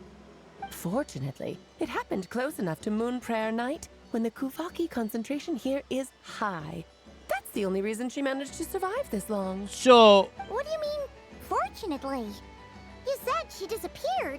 We're too late. so you're saying if What she a took on the headache. Ray Hair This was Solnari all common knowledge. and it was further I guess I away have some more from... explaining to do. Okay, buckle up. It's time for another lecture. Oh, God. That's crazy to think about. Fact is, she could have easily ceased to exist if she used up her Earlier, that power the too Moon much. Goddesses lost the foundation for their existence. The reason for that has to do with the natural order. Basically, the rationale for their existence in Teyvat was lost. Uh-huh. The same logic applies to the present Moon Goddess, too. Consider her existence so far. Her comrades in the Fatui called her Damselette. Yeah. And she was worshipped as Kutar by the Frostmoon Scions. But these connections have now been severed, whether by her hand or yours. So, the rationale that once sustained her existence is now gone. Oh. We did that to her? Oh, well, Strictly speaking, yes. But let's not start pointing fingers, shall we? I'll only end up as the big bad villain, and that's not the kind of final boss I want to be. She's talking about this whole final boss thing. I'm like, you're making light of this. Of course I do. I'm only the greatest mage in the whole entire world. There she goes again, Now, gloating. if you wish to find your moon goddess, there are 2 problems we need to solve. Oh. Firstly, we'll need to strengthen the connection between her and Tevat. At least enough to sustain her until Moon Prayer Night. Okay. Strengthen her connection. But does that mean I'll have to rally all the Frost Moon faithful behind this? I'm afraid a bygone faith and a former home won't be of any help to her now. Do you know her name? Her name? No. Oh, yes. Names are very important things. A name is a fundamental concept that anchors one's She goes entire by existence. Columbina, Kutar, and Damselette, but in terms of her actual name, we have no clue what it is. Then your first job is to find it. As a moon goddess, I'm sure she must have a name she identifies with. Neither Columbina nor Kutar is her true name, and she's never really accepted either of them. So, finding out her real name is enough to sustain her existence? Yes, I know it sounds like a small step. That... But every journey begins that way. So for now, that's all we need to focus on. The second problem is with her plan to use the moon marrows to return to the moon. Unfortunately, piercing through the false sky will take an enormous amount of power. Okay. Given her current condition, she won't be able to provide anywhere near enough power, even if she recovers her physical form. So did... But no need to fret. Nicole's the expert By in this opening field, up the and moon I'm gate, sure did she'll she... figure something out. Wait, Mage Anne spread her is going to help power us out too too? thin? That means we've got 2 Hexacircle mages on the case. This is turning into a pretty big deal. Yeah. Actually, this is more of a side quest for me. Of course it is. Like you said, I'm a busy lady, so I can't stay for too long. I'll have to return to Tevat's border soon. Thanks for telling us all this. That's the upside you get for looking out for my little Klee. Hopefully that will incentivize you to carry on keeping her company in the future. Anyway, jokes aside, you'd better get moving. It will take quite a miracle. It'd be for the so moon funny goddess's to know what consciousness Alice to would be hold out like if we till were Moon not Prayer friends Night. with Klee. Oh, I suppose I might as well tell Like you if where we Nicole is upset before I Klee, leave. how Off we go pissed now. and like on our Time ass to rejoin Alice your would be. friend. Oh, yes, and a little suggestion. Don't forget to mind your heads. Oh. What? I wonder how Durin's doing. I should really go see him before I head back. You really are super busy. I most certainly am. There's so many children I have to keep tabs on just in Mondstadt. Durin, Albedo, Venti, Varka. Varka is not a child.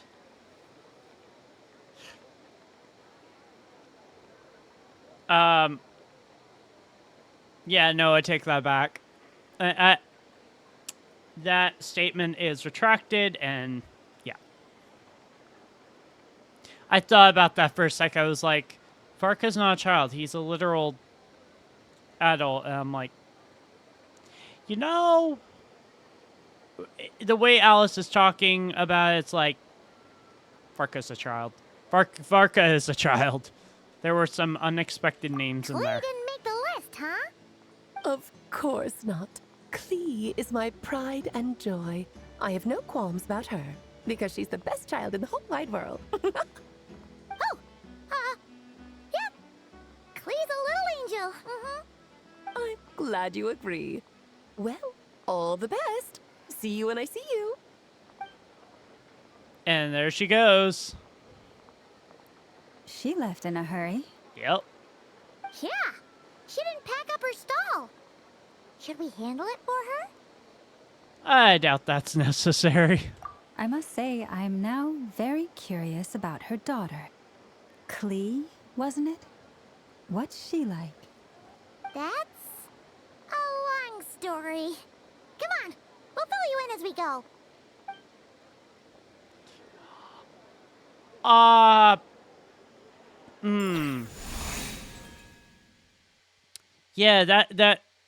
that's gonna be a hard one to explain. But the basics of Klee, she likes exploding fish and Smash a town like this before. Hey, in you old geezer! Your hammer's rusted through. Who are you? I can't think of calling what old the name of the geezer? lake is called. Are they quarreling? I'm looking right at him. You've really gone downhill since giving your daughter free reign in the workshop. Can you even swing a hammer anymore? It shouldn't take you days just to fix a single chair. Damn. You might as well use that hammer to massage my back for all the good it's doing. Don't run your mouth, or you'll get a back massage that'll put you in bed for the rest of your life. Look, the materials haven't arrived yet, all right? You know how busy it gets in the days before Moon Prayer Night. Yep. I'll bet you send all the materials to your little princess. Blood's always thicker than water, huh? All right, you've made your point, Uncle Koski. As soon as the materials arrive, fixing your chair will be the #1 priority. And Dad, if you've got time to chat, why don't you lend me a hand, That's like the if you got See? time to lean, you Olga got knows time what to the score clean. is. I guess they're friends. But the way they spoke to each other was so ugly. Then again, it wouldn't be the first time I've seen something like this. Yeah. Columbina! Sing outside my door in the middle of the night one more time, and I'll unscrew your vocal cords. You hear me? Oh, Sandrone. So that was her way of trying to be friends with me. What a pity. I won't get the chance to say any other things in reply. That was not something I was expecting from Sandrone. Oh my god.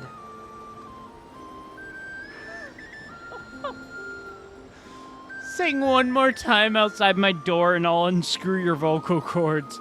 That sounds like a threat. That does not sound like someone trying to be friends with you. Wow. Hey, have you decided what to give her for Moon Prayer Night? I sure have. She's gonna get the surprise of her life when she's least expecting it. Then I'll whip out the ring and pop the question. The surprise of her life. Really glad he What a said fun whip out turn the of ring. phrase. Cool, I get the picture. You can spare me the gushy details. Ooh, looks like we have a customer. Hello there, ma'am. Would you like some Moon Prayer Night candy? Huh? Is he talking to me? Can he see me? Here you go.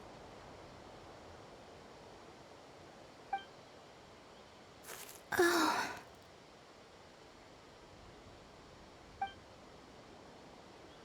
Come back anytime.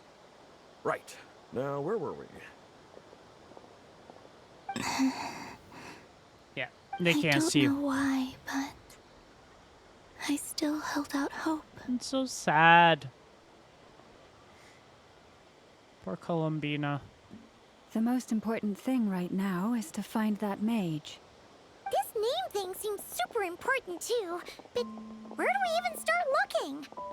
I'd better go pay the Fatui a visit. She's like, I know that voice.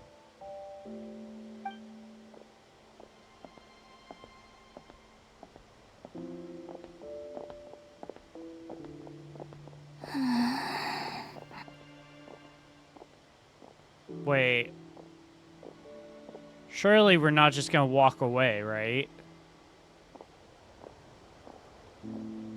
Columbina?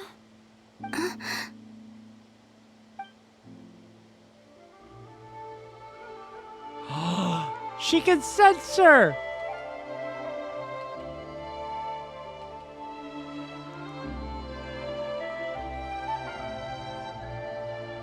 Traveler? Let's go! This is no time to be spacing out!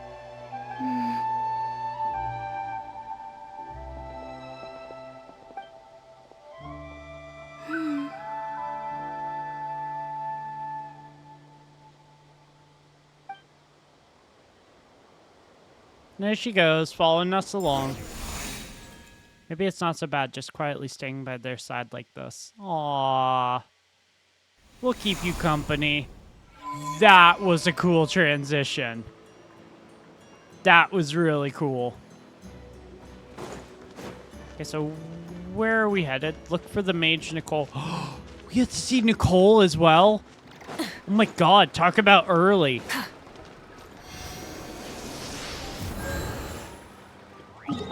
Where is Nicole? Ah, okay, over here. I like the fact that they're putting the start areas near waypoints. I really like that. Where are they going? They mentioned a mage and a name? So, Mr. Varka, are you acquainted with this Nicole? Or should I call her Mage N? Ah, not really. We've never met, though she has come up in conversation. From what I've gathered, Alice kinda took Nicole under her wing. Taught her how to speak in a more ladylike fashion. That kind of thing. What does that mean? Hard to imagine Alice as an etiquette coach. Yeah. Yeah. Alice is a larger-than-life personality, I'll give you that. But then again, that's why she's able to draw such an eclectic mix of people into her inner circle. If I remember correctly, being an interesting person is actually one of her main entry requirements. So, if you ever wanted to join the Hexen Circle, I'm sure you'd both be eligible to apply. It'd be weird seeing... Don't go around making promises on Alice's behalf. Yeah. I wouldn't dare. I'm just trying to paint a picture of the Hexen Circle for you. Okay, sure. Anyway, since none of us have ever met Nicole, how are we supposed to find her? We can't just go up to every woman in sight and ask, hey, are you Nicole? Maybe something she's wearing will give it away? Like, a wind bloom pinned to her chest or something. Wait a minute. Alice never said Nicole was from Mondstadt. Correct. Oh, true. What about T-Set? That would be this young lady, then? Oh my god. Hey there. Sorry to disturb you, but are you Miss Nicole? Are all of the Hexen Circle members gonna look this Knight good? Of Boreas of the Knights of Favonius. Alice might have mentioned me before. Mm-mm. Ah, have we got the wrong person? Sorry. Well, this is awkward. When I shook my head, I meant, no, Alice hasn't mentioned you before. Ha! Huh? Where is this voice coming from? My apologies. For certain reasons, I am unable to speak.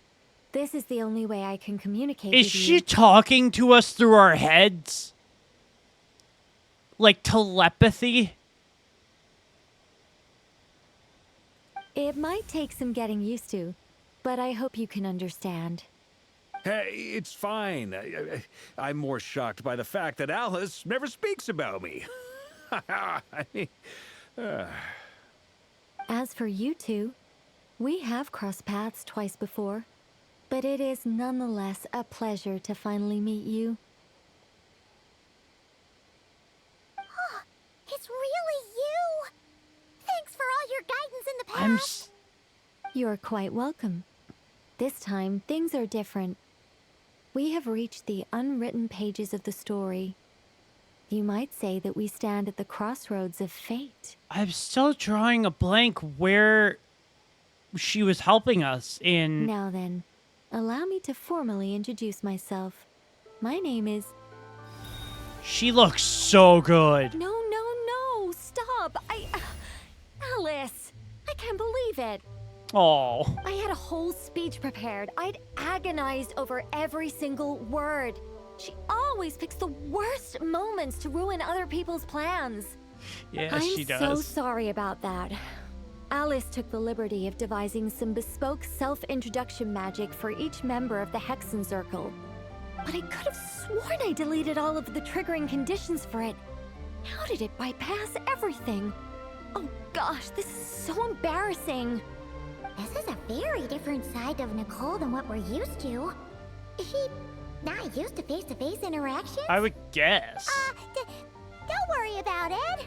We've seen that introduction magic once already, so it wasn't too much of a shock. Please go on, Miss Nicole. We'd love to hear what you have to say, or, well, communicate. Llama's not sure how to. Are they talking to this lady? But... Will you all promise to forget that horrendously embarrassing introduction? Sorry? Embarrassing? When? She's so cool. Like, we've seen 2 of the Hexen Circle members. And I just can't wait to see the designs for the other ones. Like, M and, M is the one that Mona's always talking about, I believe. No, I can't wait to see the other ones. Like, Alice and Nicole look amazing. Among the words that hopped out just now, I Yes. saw. My name is Nicole, and I am one of a very few angels who have retained both their preferred form and their power. Interesting.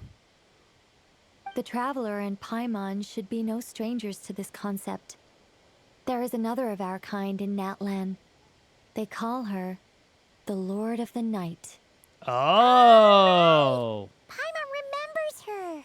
But we'd never seen her in person. Yes. Well, I have retained more of my power than she. It's because I don't have a long-term duty to fulfill.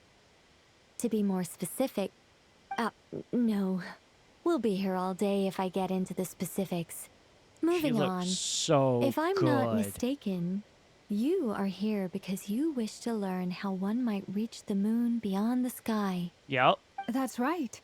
Is that something you can give us any guidance on? Yes, I do know a way. It began with the Hyperboreans, who lived after the War of Funerary Flame. Funerary Flame. There, that pops up again. Blank looks. Maybe I should start with the background of the war. Or maybe Yeah, that not. might help. It shouldn't be an issue. I'll fill in the gaps for you when we have more time. Anyway, after that war ended, the 3 moons retreated to beyond the false sky. Mm-hmm. The Hyperboreans were humans I once aided. They accepted the civilization and creations bestowed upon them by the angels. But despite accepting many blessings of the angels, The Hyperboreans kind of many look like among Sumeru them still people. held on to their faith in the moons. Desert They dwellers, were not reluctant to accept normal the new Sumerian. order. Even Sumerians? after the War of Funerary Flame, they sought to contact the moon goddesses beyond the sky and receive their guidance. But all 3 had passed away by that point.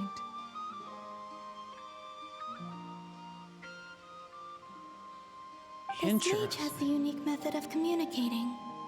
Is she talking about the moons? Yes, but they did not know. And so, still they prayed for the moon goddess's mercy. After building titanic structures that consumed vast amounts of Kuvaki, at last they glimpsed the moons and heard their voices. But of course, they were gravely disappointed. For it was then that they realized the 3 moon goddesses were dead. So, what they believed in was gone. It is. Humanity was in a very sorry state at that time. The angels who had once aided them were gone, and the War of Funerary Flames had left them homeless and destitute. Just a second, I gotta ask. How relevant is all this history to the task at hand? Very, probably. Well, I mean, it's... Okay, it seems we've drifted into irrelevant narrative waters. It's been a while since I've had the chance to speak inside someone's head. As soon as I got started, I lost control and the words just flowed out like a waterfall. What I'm trying to say is... Right, yes, that's it.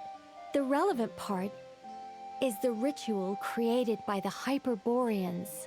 The fact that they bypassed the false sky and saw the true moons implies that they successfully built a connection between Teyvat and the outside world. Which means, with enough Kuvaki and a sufficiently stable connection, it should be feasible to send one person over the border. Okay, so they built some kind of portal? See, that... Oh, yes. A portal. Yes. Is something wrong? You sound disappointed. I just didn't expect you to summarize it so well. It turns out I could have said all that in one word, if only I'd managed to think of it. No, please, it's fine. This is invaluable knowledge. Interesting. I'll be sure to So record and preserve everything in writing. Oh, really? Well, in that case, I suppose I could backtrack and add some more detail. I did gloss over a few things so far. Whoa, whoa, whoa, time out. Let's summarize what we've got first. Yeah. The Hyperboreans were the last ones to use this method, right? So we somehow need to find whatever structure they built and make sure there's enough Kuvaki to power it up. Kind of comes off Luckily, as somebody we have the who moon cares marrow about of both people's the eternal opinions. and iridescent moons, so we're all good for Kuvaki. Very Which much means in our the own key head. issue we need to focus on is finding the place. Am I right so far? Yes. Although I expect the structure is long gone by now. What structure would we That be said, looking for? What if we could take advantage of the phantoms to travel back to a time when it still existed? Well, travel back isn't quite accurate. Sorry, it's more what like now? we'd be creating a handshake between 2 points in space-time. We wouldn't even have to pick a time when it still existed. It could just be a time when it still appeared in phantom form via projection, or we could project our own phantoms, fold them together at... Yeah, you lost us. You look lost. Was that too hard to follow? Yeah. Yeah, things got a little, technical there. Paimon's brain is reaching capacity. All right. Let me think about how to put this more simply. Okay, got it. She really likes to talk. Over the next few days, I'll search for phantoms that we can use. Okay. Once I find one that meets the criteria, I'll let you know and we'll regroup. By completing certain rituals, specific individuals will be able to enter the phantom and make it to the Hyperborean structure. If everything checks out and it looks feasible, we'll just need to wait for Moon Prayer Night. Was Hyperborea originally where I'm Not really Cry skimming on now the detail is? here. Is this making any sense at all? I think so. For now, we'll just wait to hear from you. Yes. Basically, yes. Great. Counting on you. In the meantime, we'll focus on finding the moon goddess's name. That's going to be very interesting. My name? Are they looking for a way to stop me from disappearing? Excuse me, Miss... Go on, Miss Nicole. This conversation was a little all over the place. I didn't catch your name. I am Lauma, of the Frost Moon Scions. Ah, I did wonder. I noticed that you listened very intently when I spoke about Hyperborea and the moon's history. Yeah. If you'd be interested, I'd love to visit you this evening and go through it again in greater detail. Of course you would.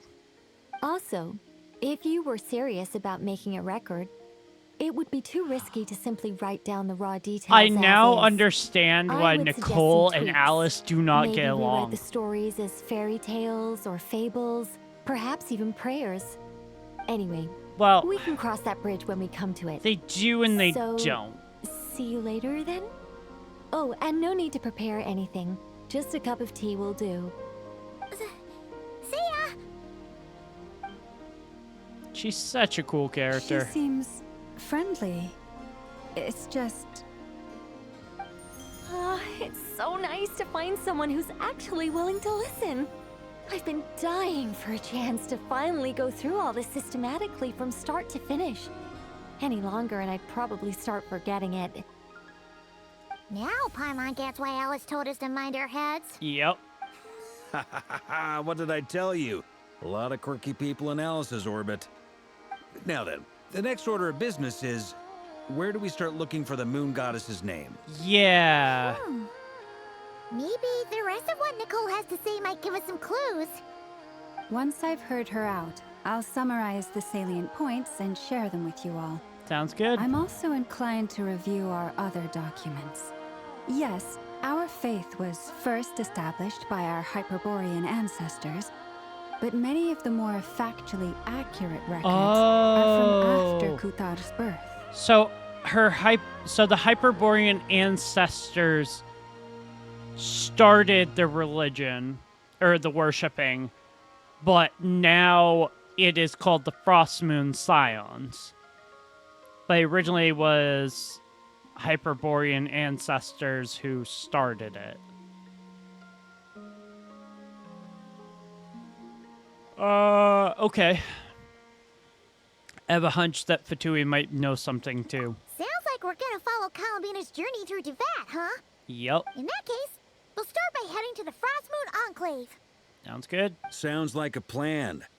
Take this with you. I'll see about getting in touch with the Fatui. It'll probably just be Arlecchino and Sandroni again. They're the only ones who would want to help. Thank you, Mr. Varka. Don't mention it. Honestly, I'm more comfortable dealing with the Fatui than prying into the Sandrone details of a young lady's is a childhood. very interesting later. character. I should follow them, just in case there's some way that I can help. Sounds good. All right.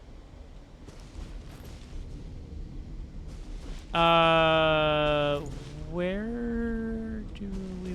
Oh, Frost Moon Enclave. Over here. So this is very interesting, and if all goes according to plan, we'll find out what the damselet's real name is. Or, well, Columbina's real name. Kutar's real name, just... I'm throwing out every possible name that we already know, but... this should be very interesting.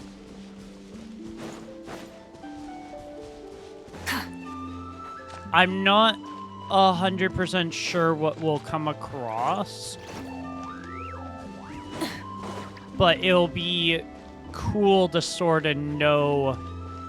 I'm hoping that the name they have for her is actually something I can pronounce, because if it's not, a while ago, that's going to be a problem. I took the time to organize all documents in our possession that pertain to Kutar. What you see here is the material I consider reliable. You're saying there's unreliable material too? Yes. What would that be? Most of the information we have was transmitted through an oral tradition. Inevitably, some of her stories were mythologized and deified over the years through countless retellings. That's why I organized them into reliable and unreliable. There's no sense seeking answers in history unless we can ensure the veracity of the historical record. Oh, so if there's no proof, technically it's an unreliable source. Gotcha. Clear and concise would be only way to describe the writing style of these historical records, but you could just as easily describe them as terse and dry. And since Lauma already knows the material like the back of her hand, the quest to find any new information in these texts is tough going. Almost all these records refer I love to how Kutar she's just instead of following us Columbina. around. Although neither of those is her real name. Paimon's not sure what point she's trying to make. What we can gather from these records is that the Frost Moon Scions worshipped her as a god, placing impossible expectations upon her. Yeah. I cannot fault them for their earnest faith, but for all their devotion, worshipping her day in, day out changed nothing. I imagine that none of it resonated with Columbina. It wouldn't surprise Which makes me sense. if, even back then, she had already begun to reject the name Kutar and everything it represented. Lauma speaks the truth. when I heard them call upon Kutar with hope and expectation in their voices, they may as well have been calling upon somebody else. So she never accepted the name Kutar. When you were organizing these texts. Well, that's a bit complicated. I looked at the level of detail, perceived authenticity, prose style, and how realistic their portrayal of Kutar seemed to be. Amongst the Frostmoon Scions of today, only I know of her existence, and I alone have spoken to her face to face. As such, I know that there are certain things she simply would never do. That being said, I have sensed some changes in her lately. Changes? Me? Oh, seems like this is getting us nowhere. For what it's worth, why don't we check the unreliable sources too? Sure. Give me a moment. That doesn't seem like it's going to give us any leads, though. Exerting but a fraction of her divine might, Kutar sheared a great mass from the snow-capped mountain and cast it into the sea, upon whose surface shone the mirror image of the moon. Thus was formed the island of Hisi. Yeah, right. That doesn't even begin to pass the sniff test. The 3 moons are naught but lies through and through. Only one moon has ever shone for us, and Kutar is her name. This subjectivity is strong in this one. The subjectivity is strong in this one. Why are we making Star Wars references? The vast majority of ancient texts are filled with fanciful tales like these. I trust you understand my criteria a little better now. Yep. Kutar did not speak, merely gazing into the distance in silence. And where her gaze landed, this was her prophecy. Clearly, whoever wrote this text never even met Kutar. Otherwise, they'd know that her eyes are always closed. What about you, Traveler? What are you reading? I'm curious if it's one of those things where her eyes are closed because they can't open, or Columbina does have eyes, she just prefers to keep them closed. Seems like a collection of anecdotes. Come on, let Paimon see. The child wished to build a wooden nest with which to shield a fledgling bird from the cold. But being so young and lacking in strength, the child could not snap the branches from the trees. Kutar was passing by. Upon seeing the child, she summoned forth the Kuhenki, who built a beautiful nest for the child. I remember that. So, not knowing the meaning of Kutar's divine intervention, the child dared not to respond, and thus ran home to call their parents. But Kutar was gone. The Moonchanter declared the event a miracle and took the nest as a relic, placing it on high for all to see. The child was named as one favored by the goddess, and was greatly respected amongst the people. Yet, no further miracles were bestowed. So is and this matter was forgotten unreliable in a few or the years. reliable source? Huh. Any thoughts after reading that? Gives off a somewhat lonesome feeling, yeah. Yeah. I agree. Columbina probably just wanted to join the kid in making nests. Ah. I'd originally considered this a fabrication, because Kutar did not perform any similar actions in subsequent records. But now that I think about it, it does seem like something Columbina would do. It's just that... She didn't know how other people would interpret her actions. She was probably worried about making things difficult for people. And so, she gradually stopped joining in. Oh. Yes. Oh, that's so sad. That is very sad. There goes the bird. And now, I can make no such gestures of warmth, even if I want to. Aww. Poor Columbina. Still no name. That's a bit of a shame. I didn't think that we were probably going to find anything here. Interesting stories. That's gotta count for something. Barca said he was gonna set up a meeting with Arlecchino and Sandroni, right? Let's go back to Nasha Town and see how he's doing. I'm gonna guess they probably did.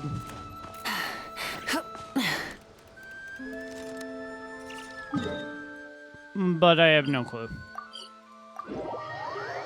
Let's see if Varka uncovered anything.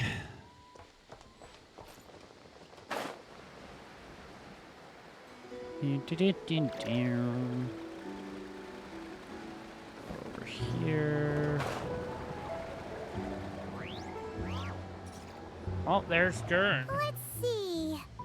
There's Varka. Oh, and it's Durin and Albedo too. Talk about coincidences. We meet again. Yeah, this is pretty much the same place we bumped into each other last time. True. I convinced them to stick around a little longer. We were all waiting on people, so I figured having a little company would help pass the time. Ah, so you've been waiting for us? Does this mean that you've already arranged things with the Fatui? Sure does. Now you're back, we can go meet up with them together. How'd your investigation of the Frost Moon Enclave go? Well, we didn't find out Columbina's true name. But apart from that, it went pretty well. We learned some stories from our earlier days. Aha, just as well that I didn't tag along then. I'm sure our moon goddess wouldn't want every man and his dog knowing all about her private life. Still, desperate times, desperate measures, I guess. Someone had to do it. True. So, Varka was waiting on us, but what about you two? Are you waiting for Alice? Oh, no. We already met with her. Oh? When? We discussed that experiment I mentioned to you last time. Oh, and she also handed me this communication device. The Dodoco communication device. This looks familiar. That's right. I understand she informed you about the relationship between the phantom phenomena and Tevat's borders, yes? Yep. She wants me to help her with some more experiments on that front. She said that she'll contact me through this device with more information. Sounds good. Ah, I see. Following instructions and making observations. Pretty common research method. Takes me right back to Albedo's lab. Wait, then who exactly are you meeting? Someone you know. Albedo's met him too. But I don't think Miss Lauma or the Grand Master have been introduced. Introductions are overrated. Especially in cases like this. Wanderer. It's you! So, it's not like the Academia has prohibitions against going abroad. Also, I applied for leave. I've been writing to Hat Guy since obtaining a human form. I've already brought him up to speed on everything that's been going on in Nodcry. Nice. Hat Guy? Turns out, I actually have heard that name before. Oh? Then why did you react the same way I did? I only knew the name, not the fella. But since we're all here, let's do some introductions for what it's worth. I'm Varka, Grand Master of the Knights of Favonius. Lauma, Moon Chanter of the Frost Moon Scions. And I'm a Driosh from the Vahumana Darshan of the Sumero Academia. Hat Guy. Good to see you again, Mr. Guy. I believe we last saw each other on the boat ride here. Hmm. So they came to Nodcry together. Interesting. That's strange, considering I thought that Wanderer... Mind you, the only reason I came here is because there's someone I want to look into. Yeah. Who's that? The Doctor. Also known as Dottore. Dottore. Second of That's the his Fatui name. Harbingers. Just as I thought. From the tone of your voice, oh it yeah, sounds like there's bad blood between you. Wanderer I is was no reviewing our longer archives a and noticed that a lot of Fatui information about him harbinger. was missing. Left a bad taste in my mouth. That's all there is to it. Dottore, or Zondique, as he was then known, once studied at the Academia, but he got kicked out before he could graduate. Uh-huh.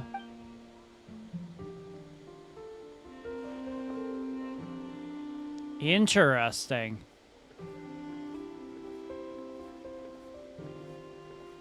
The Ibis King mentioned that soon that was Doctor. So the Harbinger's #2 man is a college dropout? Ah, how embarrassing for them. Last we heard, he was planning something. We actually heard that a few times before, even coming to Knockcry. But we haven't seen a trace of him since we got here. He only appears when something interests him. For all we know, he might have left already. But the fact he did something here at all is worth noting. So did It'll fill a couple extra lines in his file. Why does it sound less like a file you're writing and more like a criminal Interesting. record? Anyway, we So were just from about to the meet last two of time the we other saw him in Harbingers. Sumeru, did he Wanna head come right to along? Nodcry? You might learn a thing or two about him there. Sure. Even though they're Harbingers, well, they're old acquaintances of ours, so, you know, when you talk to them, try to be... I got it. Yeah. The Frost Moon Scion's relations with the Fatui remain tense. Forgive me if I do not attend. Yeah. In that case, we'll continue assisting Miss Alice with her experiments. Good The stuff. Fatui have Everyone's not having a been too fruitful time. kind to the Frostmoon All right, Scions. we better get going. I'll lead the way. Sounds good.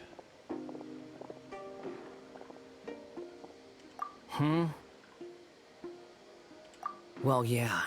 That's obviously part of it. But I'm not the only one who has a score to settle with him.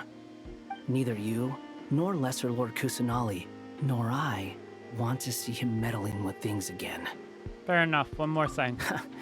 What's the hurry? Don't worry. Pigeons always know which way home is. After the conversation ends, the group splits in two teams, led by Varka. You make it... Okay. Hey, there she is. You made it. Who is finally this? on my roster of characters. scholar I from got Sumeru. Capturing Radiance. They call so him Hat Guy. very He's happy an old about friend that. of the Travelers. Wait, this is the academia representative you wrote about? He doesn't exactly look the part. I believe this will prove my identity. You'll notice it bears the seal of the Sanctuary of Surasthana. Well, what do you know? So it does. All right then. My mistake. It's fine. I expected as much. What? So as I mentioned in my letter, the Academia's got its eyes on Dottore. But this matter remains top secret. Apart from those assisting in the investigation, the fewer people who know, the better. If anyone asks, I'm here in Nodcry to pursue my personal academic interests. Gotta say, Varka, you did pretty well to keep all this under wraps for so long. Sounds like you got in touch with the academia I'm about this curious win. who can see Columbina and who can't. you flatter me. You're all Harbingers. Where do I even start? Remember that time we fought Rerir at Star Sand Shoal? He sure let me have it then, didn't he? I'll bet Dottore had that all sketched out, with me as his convenient little pawn. He Probably. could not care less about us if he tried, but hey! The feeling's mutual. Does Dottore really strike you as the sort who values his relationships with his colleagues? No. Fair point. Definitely not. Which is why I always keep my guard up whenever he starts making suspicious moves. To that extent, our motivations align. On top of which, I consider you trustworthy people. Now, back on topic. In the wake of the Reikir of Solnari episode, Sandrone and I grew suspicious about Dottore's complete inaction during the entire affair. So we tried to find out what he'd been up to, but unfortunately to no avail. He Of never course. lets anyone in on his plans. The more he cares about something, the more secretive he gets. I mean, Indeed. Dottore who we have to Perhaps he blame believes for that the by whole keeping a low fucking profile, incident in he can avoid Sumeru. trouble. But that trick isn't going to work on his colleagues. Yeah, I mean, he's been researching the ancient moon's remnants. And he's been trying to get his paws on the moon marrows. Only an idiot would believe he doesn't have something more planned. That's true. With this in mind, I returned to Snezhnaya and relayed my thoughts to Her Majesty the Tsaritsa, entreating her to have him recalled. That's pretty direct. Did the Tsaritsa agree? Yes. I made it abundantly clear that the Fatui's business in Nodcry is almost concluded, and we do not need 3 harbingers in this territory. Her Majesty concurred. Accordingly, Dottore has returned at her orders. I imagine he is continuing with experiments, which no one besides he would ever have any interest in. Common sense might mean nothing to him, but he's not stupid. He knows that no good can come from opposing the Tsaritsa. Yeah. Smarts alone won't get him all The the way. Tsaritsa is the Cryo Archon, Rooster's and that's resources just a... and Regrator's Mora, both of which the Tsaritsa can strip from him by waggling a finger. Yep. But doesn't he have a track record of publicly following orders while going against them in private? He probably has it down to a fine art by now. Wouldn't put it past him. We worked together on a research project once. Only briefly, but it was enough to show me that we're fundamentally different people. He has no interest in doing things methodically, stage by stage. His thoughts jump all over the place, and the moment his curiosity is satisfied, or he gets the results he wants, he disappears. Yeah, Dottore The only really just similarity does we what he share is wants. that once we set our minds on doing something, But it's we good will that see he it knows done, he's not whatever it above the We Tsaritsa. definitely saw some of that in your battle with Rerir. You got so competitive. Oh, yeah. Ugh, do not remind me. Then I believe we all concur. Dottore will not simply give up. Fantastic. Now this is turning into a whole day of unpleasant memories. So does that mean we're going to see Dottore in the future? By He future, also I mean strikes me as the 6.3, kind of person to 6.4. disregard experimental regulations, ruin all the equipment, and go way over budget. Then leave the first person he can find to deal with the fallout. Exactly. This one time, he was running some high-temperature experiment and the substance exploded. But does he care? No.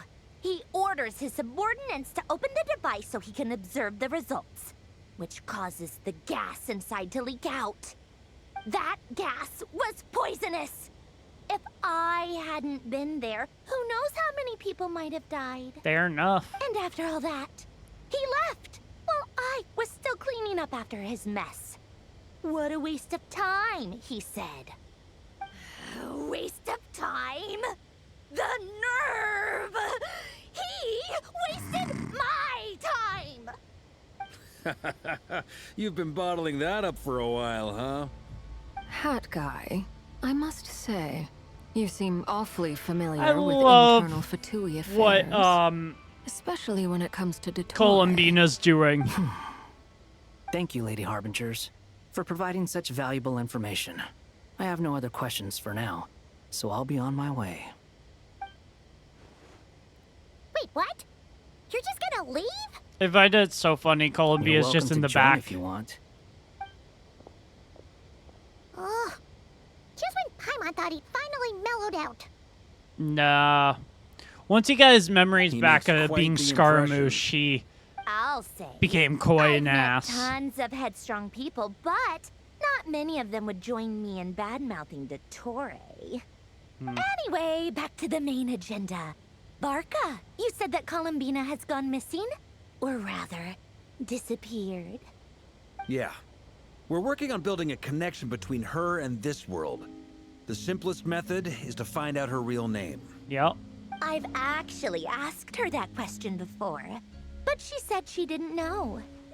Considering our relationship, I doubt she was lying to me. She could have just given you a pseudonym.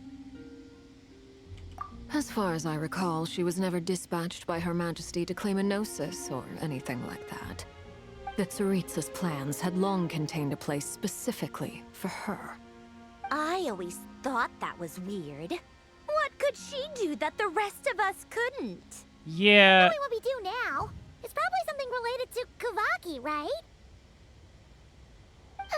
More than likely.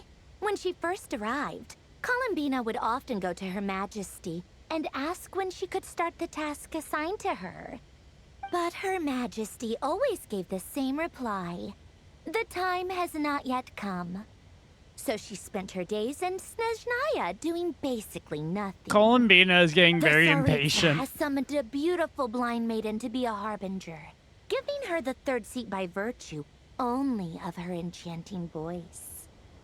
It was a dumb and stupid rumor, but the reality of the situation made it hard to refute. And what happened after that? I imagine she stopped caring. Probably. She no longer seemed to care why she had been recruited, and Her Majesty never gave her any missions, so she just continued to sing in the flower garden. For my part, I was busy. So busy, in fact, that watching someone be that idol had me fuming. But still, I got the sense that she had long been used to a life of other people claiming she was needed when she wasn't.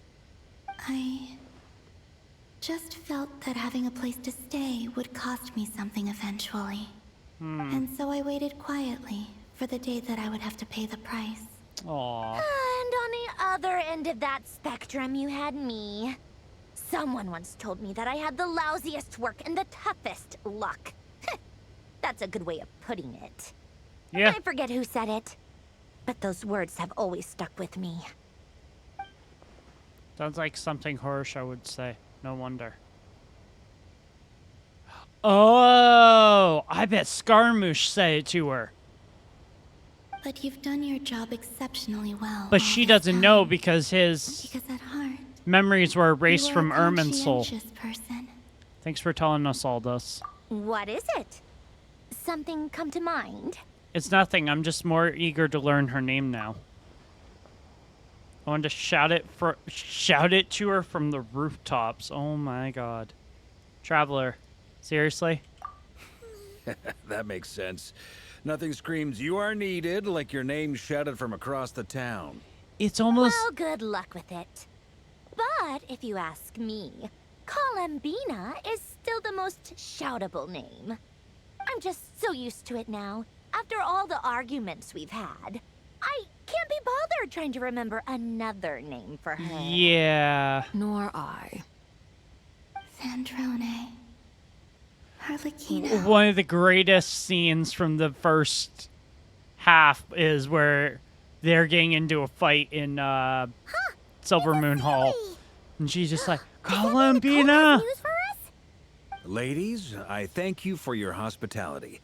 If the chance ever comes up, I definitely owe you both a drink sometime. Of course you do, Varka. I'm sure it will. You can make your own way out. Heck, you've been here enough times, you probably know your way around better than I do. Take care, everyone. Okay, time to do what adventurers do best. Follow that Sealy. What? Oh. Wait. Now we're seeing that... Wait, why is Durin's face showing up on the bottom? Here you are. Oh, okay. I see what's going on here. Oh, hat guy. How come you're back so soon? Did things go all right with the Fatui? They're doing the Fine. like switching Detour's of been summoned home by the perspectives. Tsaritsa. Couldn't get much more than that. How about you? Any progress with the investigation? Unfortunately not. No. We've tried everything. Different phantoms, different locations, different points in history. But the results are the same each time. Abyssal monsters roaming the land. People crying out in despair, with no hope of being rescued. Aw. Every time I see it, I can't help but think, is this what it was like in Mondstadt when Dragonspine Durin attacked? And if I fail in the task I've been given, will I create yet another tragedy? That's just meaningless speculation. Yeah. When we encountered similar phenomena previously, I tried to interfere with those illusions, using sounds and lights to guide them. However, we could not change their fates. At most, we were able to extend their existences. The events of the past are like fate that has been written into Irminsul. There isn't a living thing in Teyvat that can escape its past. Wow. Miss Alice instructed us to try to find ways to change the outcome that these phantoms face. It's an impossible task. Can't you just refuse? No. Since she asked us to do this, I feel like it can't truly be impossible. Or if it is, well, mages can make the impossible possible. I could not have been born as Durin otherwise. But you also said That's that your a past good 39 point. attempts were fruitless. That's true. Mm-hmm. But you're still going. Yes. After this many futile attempts, surely you realize that you're not doing this because you still believe what some mage told you. Why It's could be because such you an want your asshat guy? hypothesis to come true. It's something you wish for deep inside. So, think for yourself about what you want to do. As long as you don't believe it's futile, it isn't. Whoa, that was deep. That was Previous deep. experience indicates that we cannot touch the phantoms, which limits the effectiveness of our interventions. Mm-hmm. If we want to clear this hurdle, we need to break this rule somehow. Same thought here. Following the same rules means repeating the same failures. Reducing ourselves to mere playthings of fate. So you mean we need to figure out a way to make contact with them despite knowing that we can't?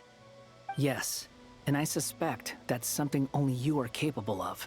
Oh? Everything in Teyvat is logged in Irminsul, but the withering that once occurred in Sumeru was a sign that the Great World Tree was being corrupted. Uh-huh. This corruption allowed things that should not have existed in Teyvat to appear. This is tantamount to rewriting reality to an extent. Oh. You're saying abyssal power might be able to I affect get those what they're phantoms? saying. Okay. No one's ever tried it before. If you're gonna try it, it'll take courage. And you have to be confident that you can control it. Interesting. Is anyone there? Has anyone seen my daughter? She's missing. I have to find her. Okay, so these are the ancestors of Hyperborea. Morgana? Are you in there?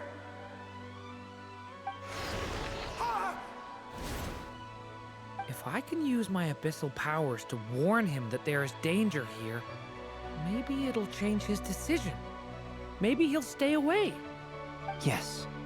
The important thing is not the nature of the power, but rather how you use it. To intimidate and obstruct. Sounds about right for the Abyss. Well, let me try. I should be able to influence that thing. Oh. Have you seen a little girl? So Durin's using the power. Just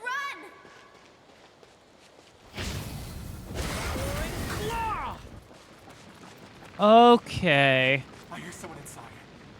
Spargana? Are you in there? Durin can use the power of the Abyss to affect the world in which the Phantom is located.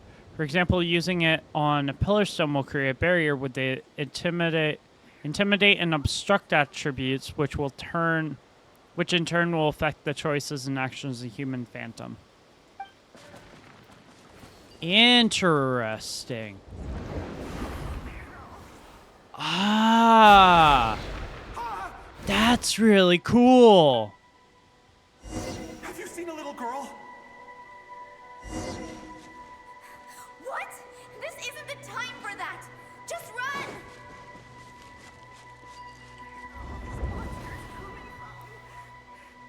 Ah. I hear someone inside. Spargana? Are you in there? Now he can't get through, right? What is this? Looks dangerous. I should get out of here. Oh. So we're... That's a really cool power. Really left. Huh, we did it. Don't celebrate too soon. Follow him. See what he does next. That's really cool. I didn't know Durin could do Monsters that. approaching from the front. You need to stop them and create an opportunity for him to hide.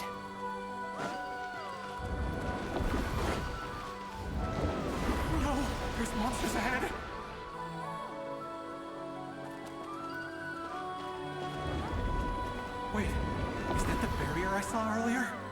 Why is it appearing now? It's as if someone's controlling it.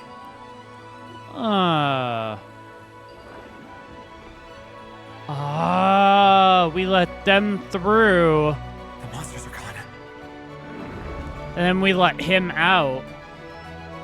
That is a really cool power that Durin has. The barrier's gone too. How odd. Anyway, I guess I'll keep going. I would have never thought that Durin could actually, Quickly, like, interact keep with up. this. Huh. Wait, there was someone else here? Don't go any further. We've got anti-monster traps laid out everywhere. But my daughter must just be up ahead. I have to go. This way's blocked.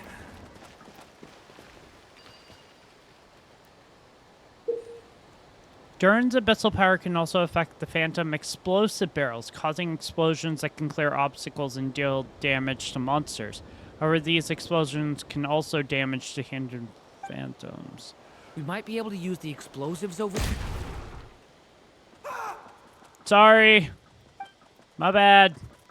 The phantom has met its end and returned to its place of origin. Fuck.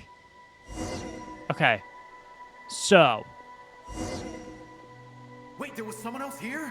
Don't go any further. We've got anti-monster traps laid out everywhere. But my daughter must just be up ahead. I have to go. This way's blocked.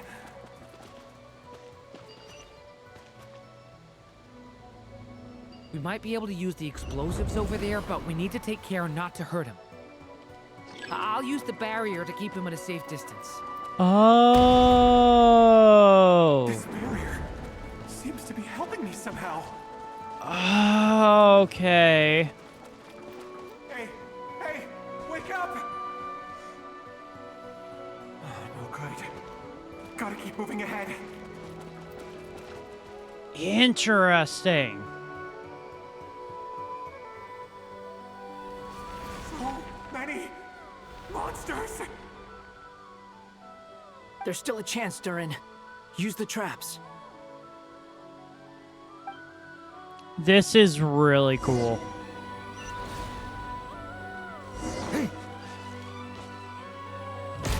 Gotcha. Gotcha. Gotcha. Gotcha.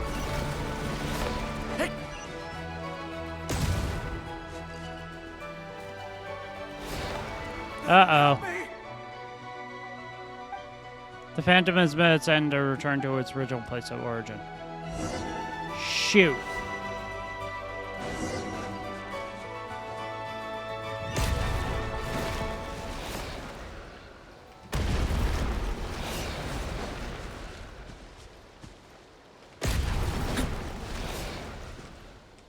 Ah, shit. Dude, that's hard. Like, they come really fast.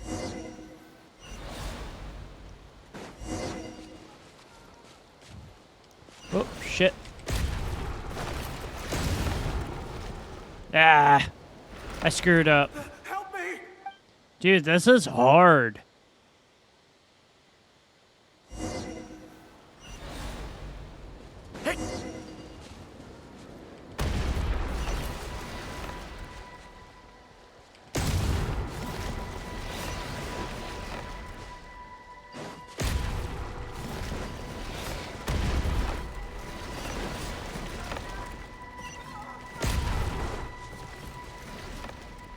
Ah. Help me! How am I supposed to do this?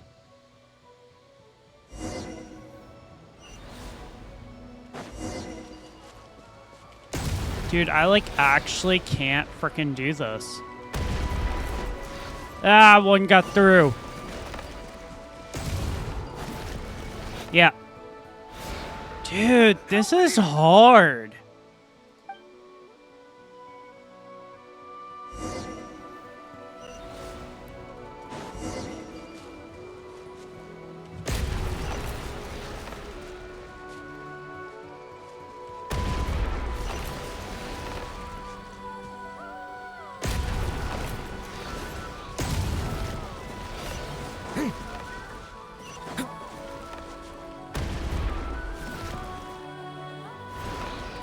Fuck, dude. Why did they have to make this so hard?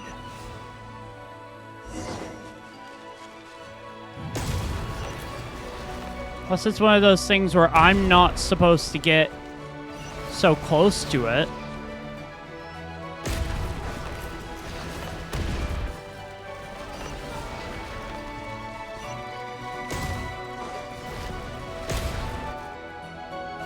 Fuck, dude. This is, like, actually starting to piss me off.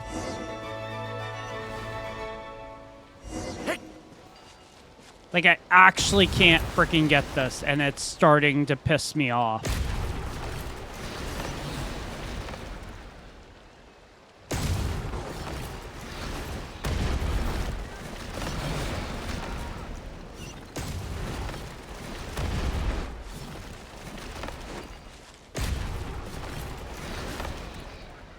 Did I get it? This is a new development. I've never seen this happen dude. before. Wow. We might just be able to save this person. That was tough. I don't know why they made that section so tough.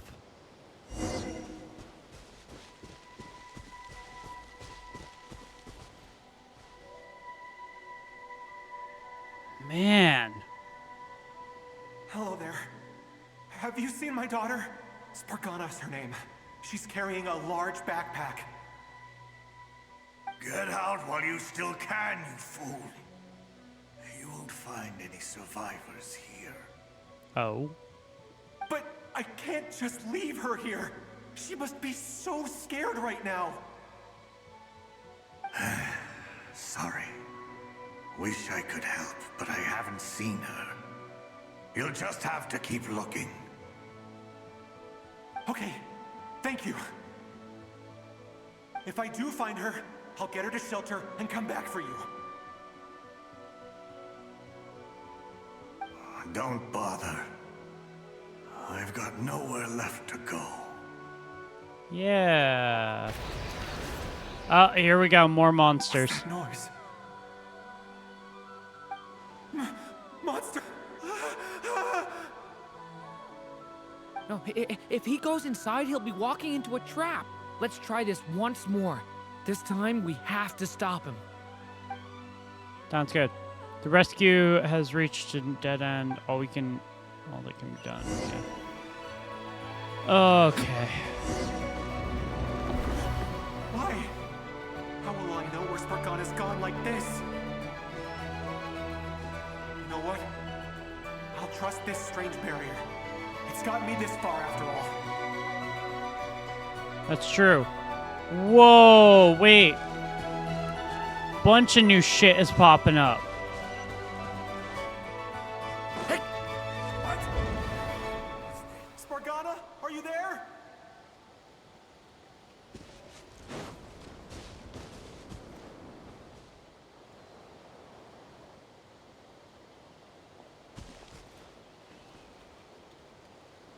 Sir, where are you going? You can't get over there.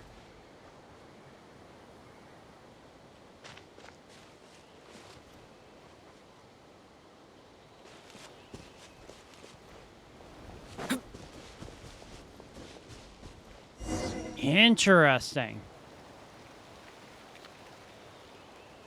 Huh? That looks like one of my daughter's books. Thank you. Thank you. Yes, it's one of hers for sure. That's her name on it right there. She left her backpack here. Uh-oh. Durin, just like last time. Use the explosives. Please don't be a bunch of bullshit like last time.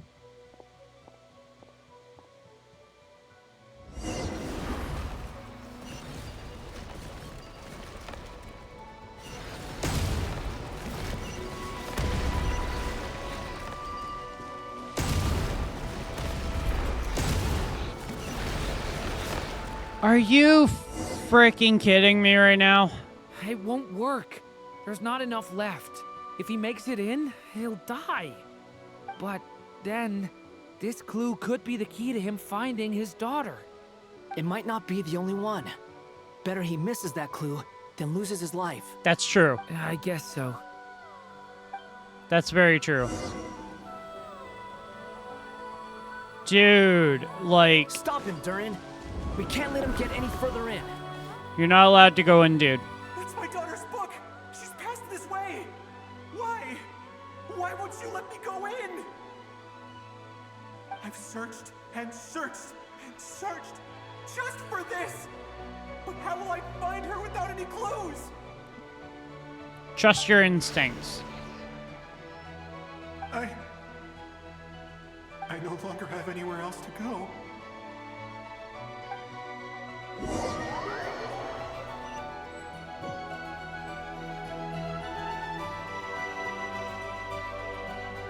I'm sorry. I'm so sorry. He refuses to go anywhere else. Whether he opens this door or not, all that awaits him now is death. We couldn't change his fate. Albedo? Hat guy? Let's try one more time. I don't know how we're gonna do this, but I don't want to give up either. Sounds good.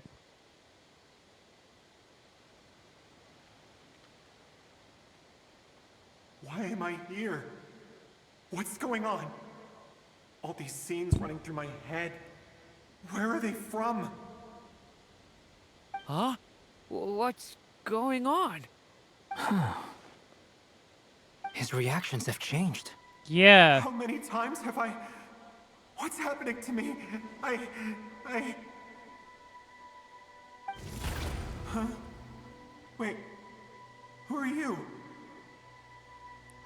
You can see us now? Wait. I feel like I always could, but that I only just realized you were there. I'm sorry, I don't know how to describe what I'm feeling. But you were the ones guiding me using that marked barrier, right? Uh-huh. I haven't done anything yet, but those monsters, those deaths, they feel like memories. Like things I really did experience. I won't find my daughter. In fact, I'll ultimately die trying to find her. Isn't that right? Yeah. Well, no, it isn't. Yes, it is. Even so, we're trying to find a way out of this. He's become self-aware. You've not seen my daughter He's either. not stuck in the loop. It seems she really isn't here. He was stuck in a loop before we helped him out of it. So now he's aware that we're sorry here. We couldn't help you. He just couldn't see us before because he was stuck in a loop. He was in a time loop. I'm just tired. Maybe this is destiny. Maybe it doesn't matter how hard I search. How long do I have left? Experience says 15 to 20 minutes. 15 to 20. Thank you for all your help. Let's rest a while. You look exhausted too. Now's not the time for you to start pitying us. It's not pity. I'm just realizing that I've only got 10 or so minutes left. You know? Mm-hmm. Damn, dude. You say you're from Mondstadt, yes? A place with windmills, where people enjoy limitless freedom? Yeah. And you're from Sumeru, where they've built an academy into a giant tree? Yes. It seems you've never heard of either place. Those names are unknown to me, I'm afraid. Yes. Have you heard of Hyperborea? Ooh, Hyperborea lore. Here we go. I have, but I heard that it was destroyed in the distant past. I see. That was where my ancestors once lived. What about Delphi Pytho? Was it later rebuilt? What's that? I've never heard that name. Then what about Sal Vindagnir? I have seen that name on stone tablets on Dragonspine. But I'm afraid the only things left of that place are its ruins. I see. Sure enough, there was no way to turn this around, huh? I'm sorry. I was the one who asked to chat, but it seems like we're too many ages apart. There's barely any common ground to start Conria? from. Wait. It's all right. We did hear something new, at least. From how you speak of your lives, things must be going all right for you, I guess. Maybe. No. They are. Mondstadt is Oh, a place Vindagfulnir, of freedom the- and happiness. There's a lot of good people in the church and the Knights of Favonius, and even outsiders find that it's an easy place to The feel at domain home. on top of We have Dragonspine. festivals a few Okay. times a year. Everyone gets together to drink, sing, and be merry. Sumeru is a lot more uptight. Not really the kind of place where you can relax. It's a nation fraught with problems wherever you look. True. But if all you want in life is to seek knowledge, I guess it's pretty much paradise. That's wonderful.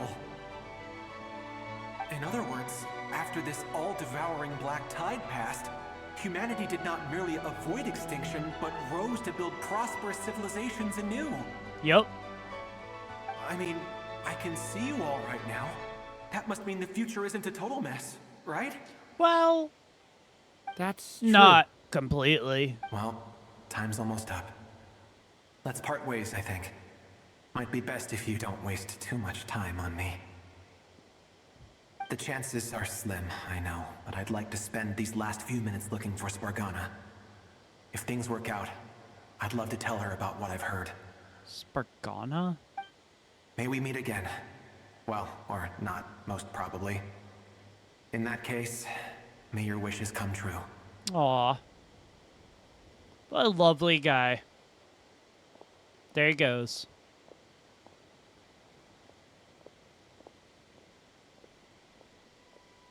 He's gone. In a few minutes, he will meet the end that was his to begin with. The ending of this tale did not change. Nope. But I believe that we've just made the most progress we have yet. May your wishes come true.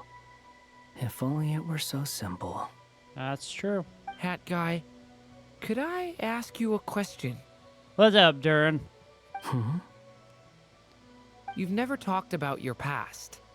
It seems complicated, and it weighs heavily on you, too. Would you be willing to tell me about it? I mean, sometimes it's better to get things out in the open. Take that guy we try to help, for Are instance. you sure you At least want to he said know his goodbye with a past? smile, right? Are you sure? I know about Albedo's past. Our experiences are very similar, and he created me. As for you, you're my first friend, and you've witnessed every step I've taken. But by comparison, I know nothing about you. I don't Either think way, you want I mean, to. we're still best friends. Like, But if I knew more about you, I might understand your thoughts a bit better. I don't think you want I've to. told you about myself. I'm a student at the academia. No, you're not. You're And lying. What did you do before that? Yeah. Prepared for the entrance exam. All right. If you really don't want to talk about it, I won't press you any further. I was a puppet built from the branches of a white tree, using technology left behind by the Conrian schools of mechanical engineering. A white tree? You mean an Irminsul tree? Yes, a branch of Irminsul that was once connected to the main tree. So you had a human creator too? Well... Yeah, but my creator abandoned me after deciding that I was a failure. Yep. After that, Ah, yes. The true story of Scaramouche. Durin, resisting the influence of the Abyss, suppressing the urge to destroy, trying to do the right thing. None of these things are easy. But no matter how hard they are, trying to rewrite past wrongs is far harder. That's true. You asked me if you would create a new tragedy if you failed. I told you there was no point speculating about that. But the real answer is, yes, you absolutely will. That guy. But at least you've got people here to help steer you away from the wrong path. So, just keep aiming towards the light. I will. I promise. All right, break time's over. Yep, time back to work. Ah, yes, Alice. Hello? Durin speaking. Hello, friends, it's me. What have you been up to, I'm detecting some unmistakable fluctuations here at the border. The amplitude isn't particularly high, but they're completely different signals from the ones before, and the scale is comparable to those I've detected previously.